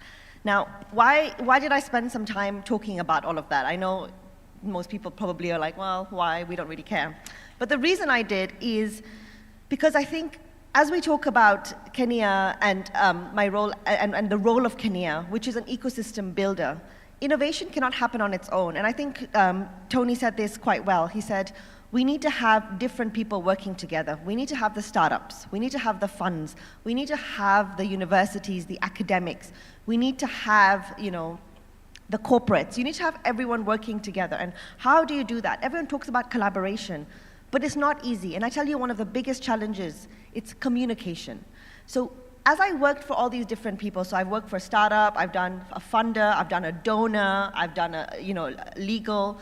And what I realized is every single person speaks different languages. So when a startup is speaking and a corporate is speaking, they don't really talk to each other. When a development partner then comes in and talks about certain things, again, so one of the biggest challenges I think is communication. We are all in our different silos and we don't speak the same language. So an important role of Kenya and doing breakfasts and workshops and things like this is how do we get different people speaking together?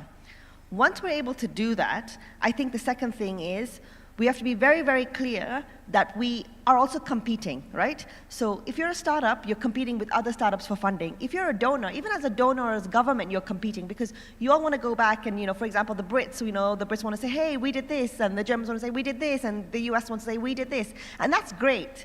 But the point is, whether you're a startup, whether you're a funder, whether you're a donor, we are all competing, whether it's for funding, whether it's for attention, whether it's for media. So I think we need to be very, very clear on that piece that before we can talk about collaboration, you need to be very clear that there is competition. We compete in certain areas. So now we go back to the important area of collaboration. So once we've identified the different people and bring them together, so we're now talking to each other, we've identified where we're competing, so we should not actually go in those areas that we're competing. There'll be a big area that we can actually work together where it's a win-win. And I think that's where we need to focus on the collaboration, where we can really, really work together, collaborate. So I'll give you an example. One of the things that we talked about quite a lot is the work that Kenya has done in the 10-year master plan around universities. Now, universities are doing such amazing research. I wasn't aware of it myself, and then I saw there was things like drought-resistant seeds and all this research, and it's just sitting in universities. Sometimes it's sitting in academic papers. But what is the point of all that research, all those ideas, if it actually doesn't go to market? What is the point if you can't actually buy it, sell it to the university, the entrepreneur can't make money out of it? And making money, by the way, is not a dirty word. It's exactly what we need to be doing.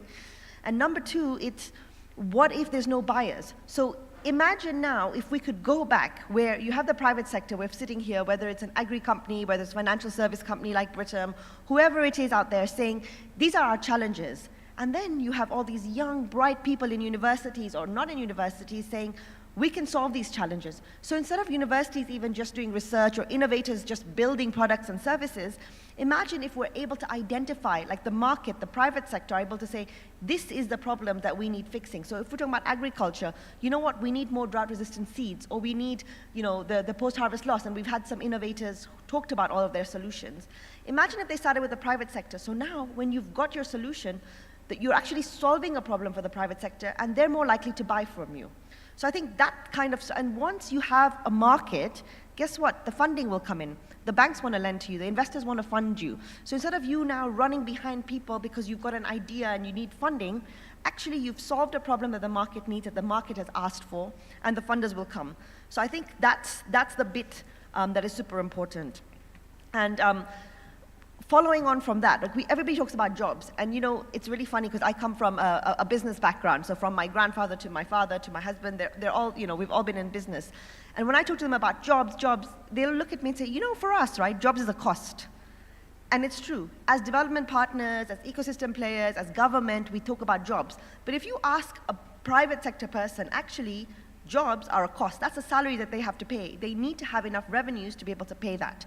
So the way I counter that, and this is the piece that I want to leave here, is actually, if there are no jobs, then people are not earning. If people are not earning, they can't buy your goods and services.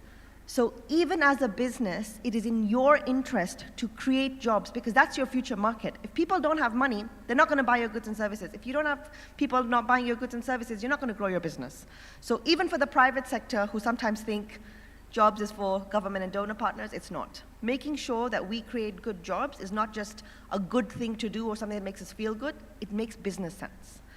And finally, I think I want to end with the policy and enabling environment. You can create, we have all of these, we have, opportunities where we're trying to get the private sector, the innovators, the academics, but if we don't manage to get government as well, if we don't manage to get the right policies, we're really going back a lot more steps. So how do we do that? Now, of course, it's very easy to just sit and blame government all the time. I mean, before I joined government and advising government, that's what I used to do. But actually, what we need to do is we need to shape it, because sometimes it's not that they're trying to annoy us with their regulations, or they're just silly and they don't understand. Sometimes it's they're not aware. And so as private sector, as innovators, as academics, we have to really make the government understand what would be beneficial and what would not. So whenever there's calls for public participation, I know most people think, oh, what is the point? Use our technology and do public participation. We also need to make the government understand why something is important. So it's a two-way street. And I think I will stop there with it, but happy to kind of take any questions that anyone may have. Yeah, thank you. Oh, sorry, I'll do the introduction. We now have our chief guest who's going to be coming on, and I'm very bad with protocols, so yes, Honorary Alice and Ganga, please welcome to the stage and give us your... I should have said all protocols observed, which I clearly didn't.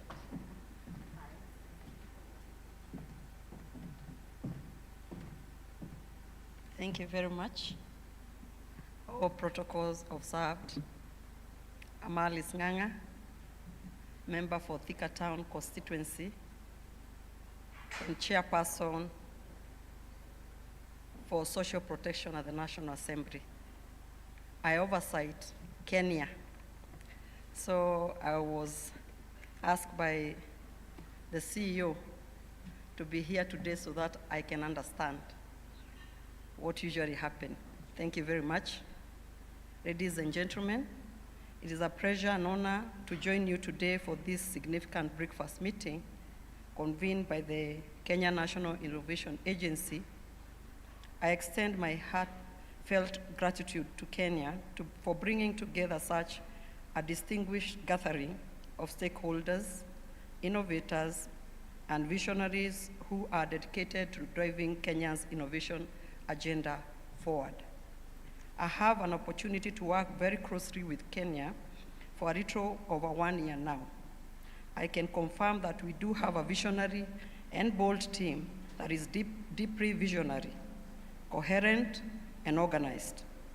What we experienced at the Kenya Innovation Week in November 2023, my first major forum organized by the Innovation Agency, convinced me that as much as the institution is young, the vision and leadership points to significant potential.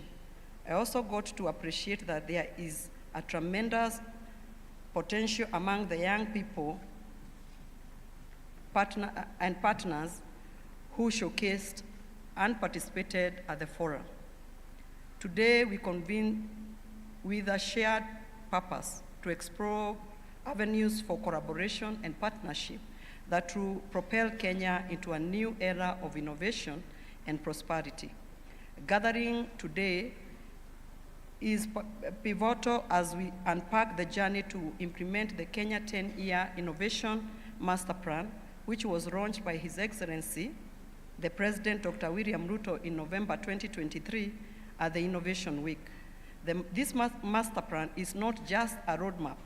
It is a beacon guiding us towards a future where innovation is at the heart of our national development. The 10 years Innovation Master Plan, built on robust pillars of human capital, access to finance, access to markets, infrastructure, and policy, is designed to harness the power of innovation across all sectors of our economy. I invite each one of you to partner with Kenya to implement this visionary plan. We can partner to implement specific projects within the various pillars of the master plan. We have had the opportunity to dive deeper into the master plan's pillar and have Kenya to the coordination and tracking. This is your chance to identify areas where your organization's specific scope and strategic goals can be aligned with our national innovation agenda. It is indeed great to see the various partnerships shaping up a few months after we unveiled this framework later this year. Late last year. Together we can create synergies that will enhance the development of Kenya. I am particularly encouraged by the commitment of the African Development Bank to set aside USD 40 million that is aligned to the master plan for the next 5 years within the country's strategy paper. I am also informed that the bank has already commissioned a consulting firm to start working in the near future to help shape the specific of the scope project. The Kenya Kwanza administration continue to set up infrastructure for innovation through ICT and innovation facilities such as Jitume Labs. These centers are positioned to open opportunities within our digital highway agenda. The government has been on a mission to create international markets for Kenya innovation product, recent examples being the United States of America, South Korea, and even immediate neighbors like Uganda, which is also the biggest export destination in our region. Kenya is open for foreign direct investment, and we are welcoming ventures, firms, angle networks, and financial institutions to match and complement innovation funding offered by the government through de-risking mechanisms. Through the Kenya Startups Bill, we want to empower innovation, investors and startups in Kenya, and we expect Kenya to coordinate policy measures geared towards improving the environment for individual commercialization innovations. This way, we will be taking a step in the right direction to meet the aspiration of the Kenya 10 years Innovation Master Plan.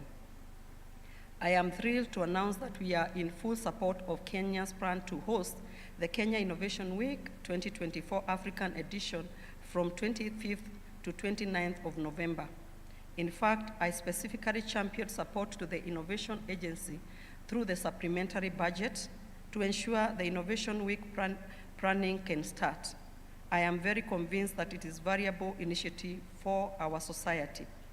This event, scheduled to convene by key stakeholders, will assess, celebrate, and energize the progress of our national innovation ecosystem.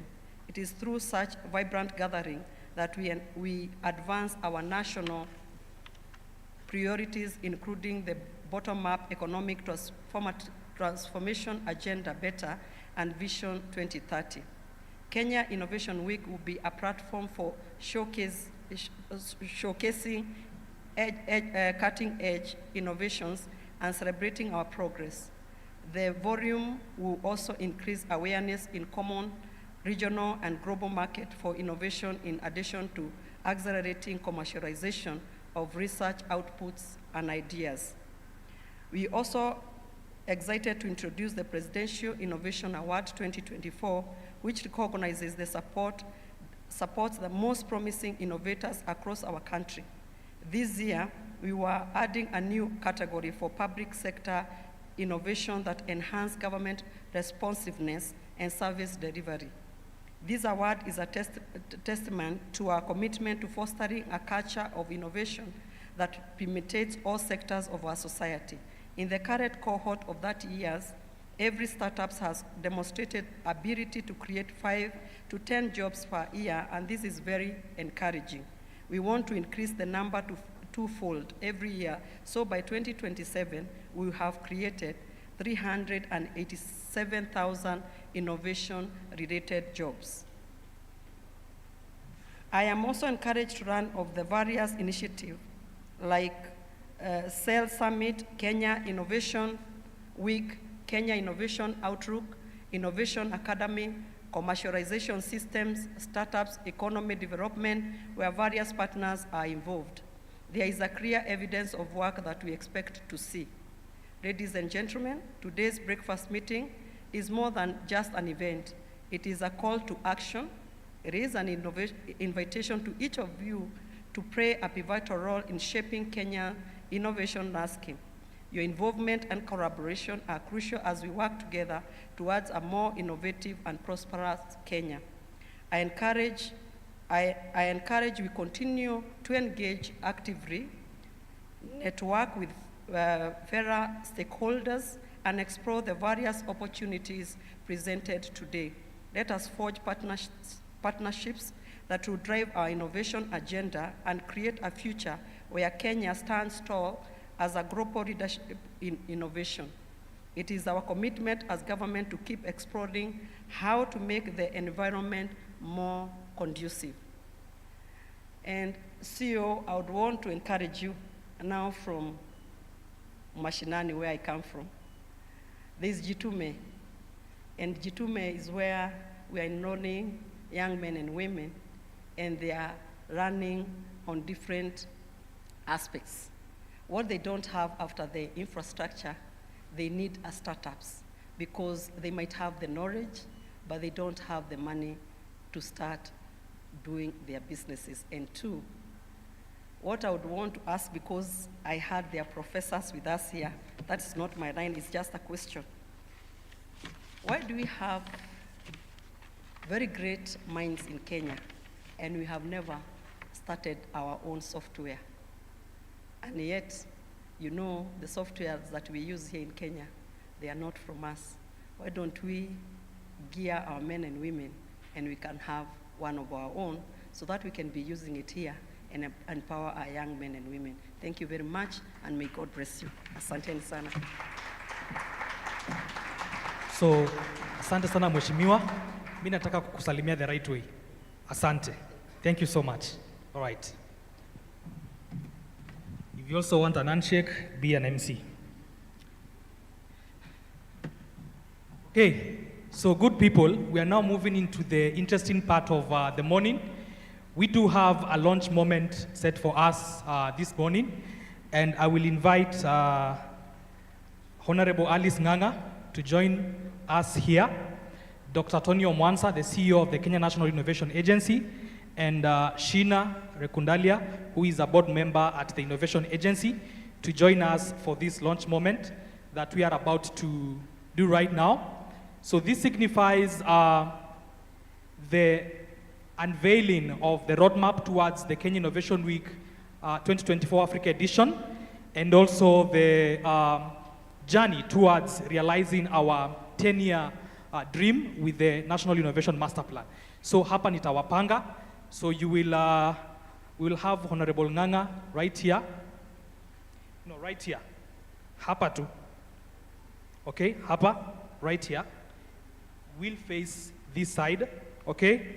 The CEO, you will stand right here. Madam Sheena, you will stand right here, okay? And so are we all excited? All right? So from here, we will have a projection on the screens.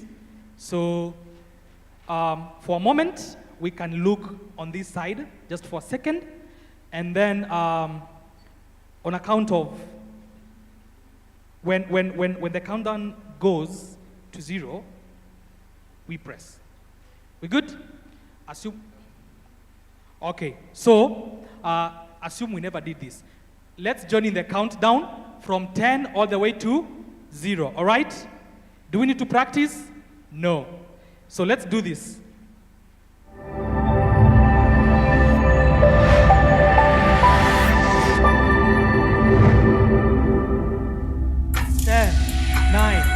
8, 7, 6, 5, 4, 3, 2, 1, 0.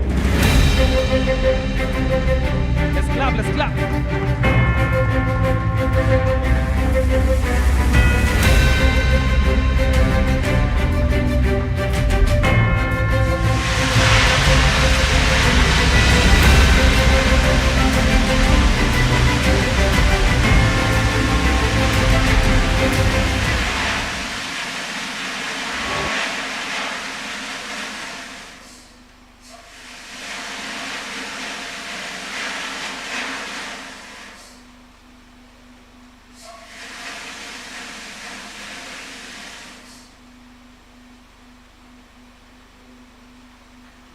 All right, a lot of applause once again.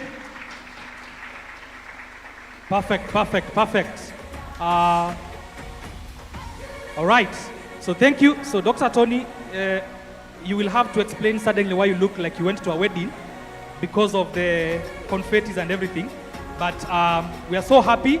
So ladies and gentlemen, if you want to check out the implementation of the Kenya Innovation Master Plan, check out innovationmasterplan.go.ke. If you want to get a concept note for the Kenya Innovation Week and want to be part of it, reach out to the team. The contact details are available on our website.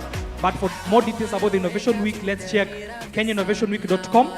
You are also very well invited to join us at the Sales Summit happening at the coast this year in August from 29th to 30th. So please join us. The theme is centered around the youth and creation of jobs for the same. Today being the World International Youth Day, I also encourage you to attract more participation for the Sales Summit from your spheres of lives and your areas of work into this particular interesting event. So ladies and gentlemen, it's a pleasure. The unpacking of the Kenya Innovation Master Plan is a wrap. Let's clap again. All right. So as part of next steps, there are a couple of things that we will do. I know some of you are itching with comments, with questions. I will give us just 5 minutes. 5 minutes to take just a few questions. Then from there, we are well privileged to be in the presence of the fourth estate.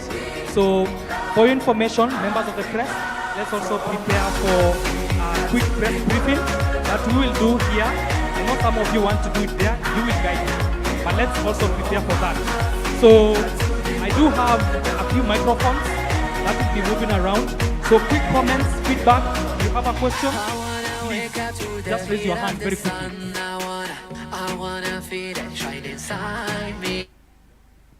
Right, any comments, questions, feedback, reactions? I know we already did this earlier, but let me have good.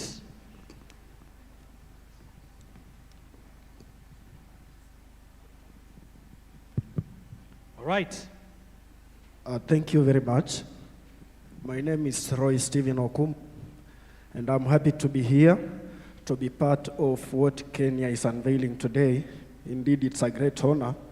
Now, mine is just a question to add on what Mheshimiwa Alice Ng'ang'a asked, and this goes straight to the plan Kenya has for TVET institutions. Now that we have the director here, who is the director for vocational education and tertiary services, and who also heads us, the head of ICT, Mr. Mengich Rono, Dr. Mengich Rono. Now my question is, now given the crucial part that TVET institutions play in the current setup, I know most of us talk about universities and we forget the great play that TVET institutions do. Now, what are some of the key issues that Kenya plan to ensure that are tailored in innovation support and resource, enabling them to be at forefront to technical advancement and entrepreneurship? What are part of the plans that Kenya has for TVET institution in that area? Thank you. Thank you so much. I think this is addressed to the CEO.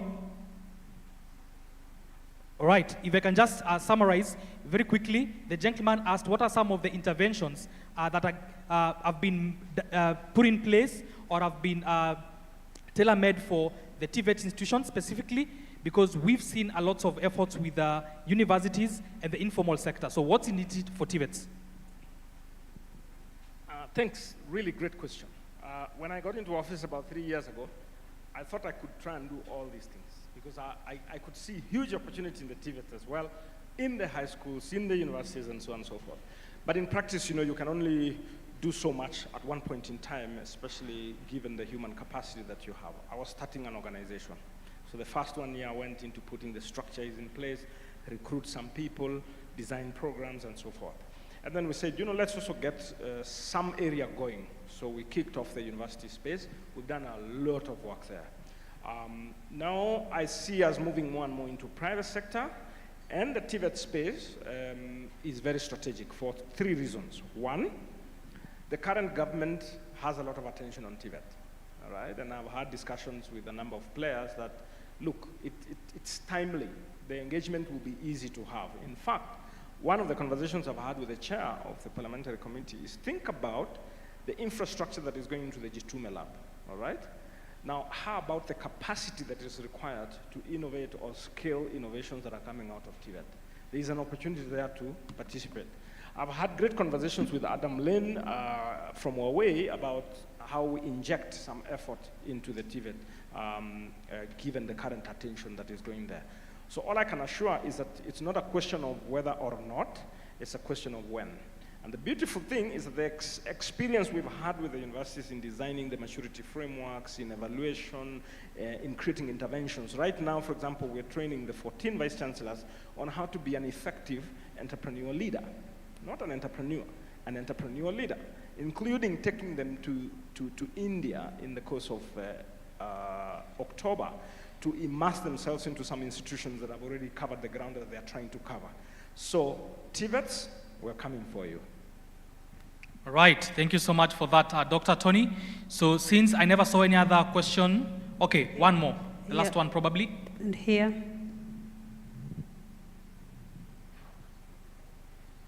Right. Judge. Oh, sorry, the microphone? Yes, please proceed. All right. Thank you so much. I want to ask this question. I'm happy about the master plan and the strategy that we have in terms of innovation. And I want to speak about public service delivery. I happen to have worked in private sector, worked in public sector, and now I'm in the not-for-profit sector. And one of the things that I currently do with my organization is working with government at sub-national level to support build their capacities on issues of responsive governance, active citizenship, and data governance. And when I looked at the master plan, and correct me if I'm wrong, I see a lot of emphasis on entrepreneurship, agriculture solutions, which is great. But is there room to create space for organizations that can innovate solutions that can then be picked up by governments, especially at subnational governments, and for subnational governments to be able to use those innovations to improve their service delivery, primarily because I know when we get into the process of contracting, even PPPs don't work sometimes, even though they're supposed to. So how do we support government at national and subnational level improve their service delivery with innovations that perhaps may not be skewed to agriculture or entrepreneurship, but towards either monitoring and evaluation, either helping them with their CIDPs, and basically public service delivery. Thank you. Okay, I can respond. So your question is actually a brilliant question. It's twofold. One perspective is innovations for public sector. And the second perspective is the adoption of the innovations by public sector. Now, I try to run through the master plan in highlight. It's a fairly complex document, and it captures some of the aspirations about efficiencies, effectiveness, responsiveness, appropriateness of solutions, and so forth. So I'll give you two very interesting perspectives that we've taken. One, I actually wrote to the head of public service about how the innovation agency can help improve innovativeness in public service. So I thought about that. And we've designed, it has three-pronged approach. One is capacity building, the appreciations and mindset of public service. And I do believe, it's just that, cabinet changed before we could dispense that matter. And now he has written back and said, reintroduce the idea using the new cabinet, so the new minister. So that's coming, and it has three-pronged approach. One is capacity development. So we've got a range of initiatives of trying to transform the mindset of public service into innovativeness. Second, we are deploying the maturity framework. So every institution should be able to say, this is how well I am doing with innovation, a public institution. And third is recognition. For those who do well, they should be celebrated and so on and so forth. The second bullet is around solutions for the public service. Now, I mean, our chief guest just spoke about software, for example. And we say we might be over-relying on external software. It's so easy. I've been a professor of computer science in the University of Nairobi. And it is so easy to build systems and solutions for public sector. All we need more is the incentives of public sector to adopt those solutions.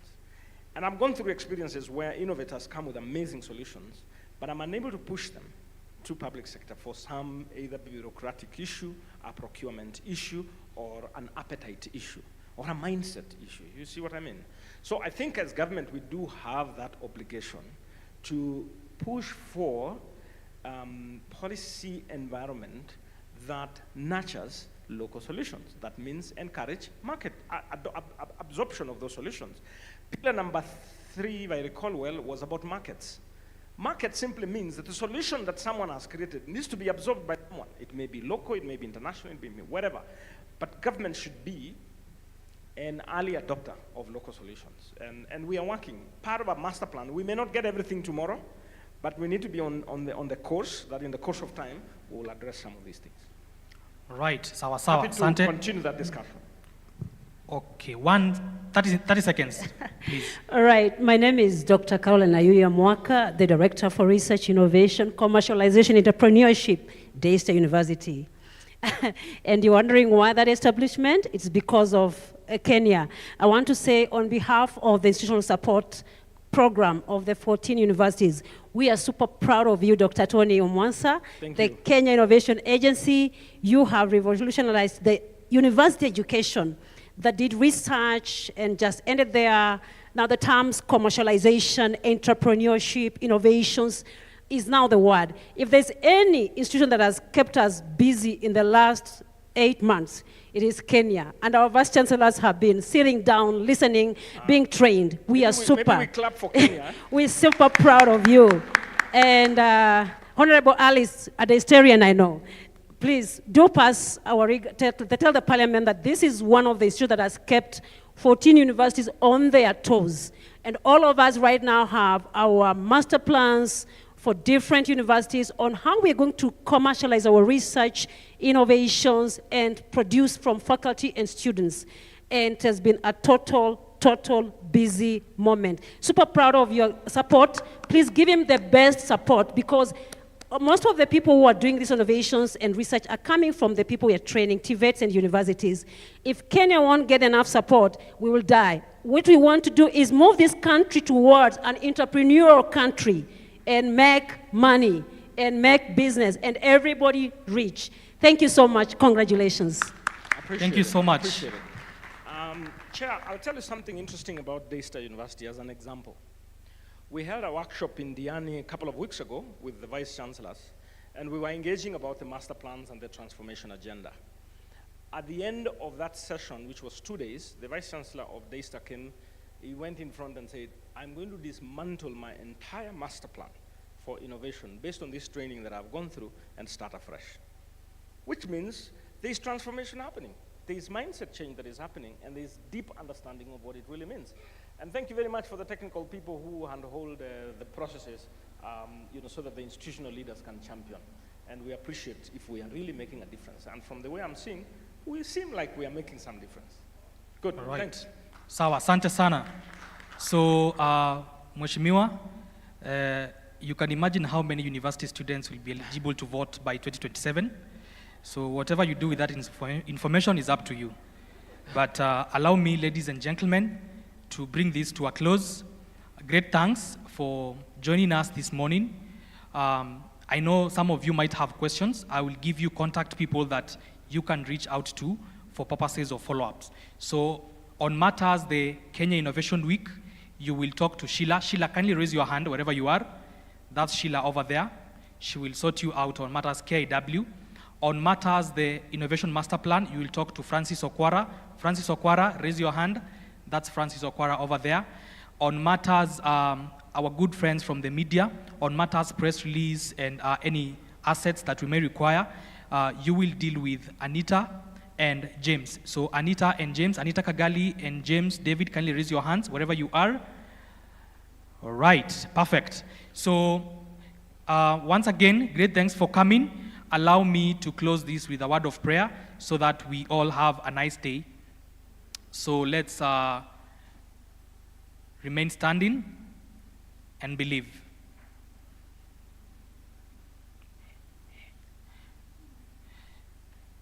Okay. In the name of the Father, the Son, and the Holy Spirit, amen. Dear God, we thank you for the gift of life. We thank you for the blessing of this morning. We thank you for the fruitful event that we've just held. We pray that Almighty God, everything that has been told to us this morning will be of great use into our organizations. We pray for our country, Kenya, as we continue working hard to create more jobs, to create more employment for our young people, and also for the creating a bright future for the next generations. We pray that you're going to be with us, be with all civil servants, be with all public officers, state officers, and everyone who does their work to ensure that the country moves ahead. And it is in Jesus' name that we pray, trusting, and believing. Amen. So the media interview will, the press briefing will happen where? Is it there or it's here? Members of the press, do we do the press briefing from here or there? Right here at the center. Thank you so much. So kindly requesting the CEO and Honorable Alice Nganga to quickly give a word to the members of the press who've graciously joined us this morning. And thank you so much for the great job that you continue doing. Asante.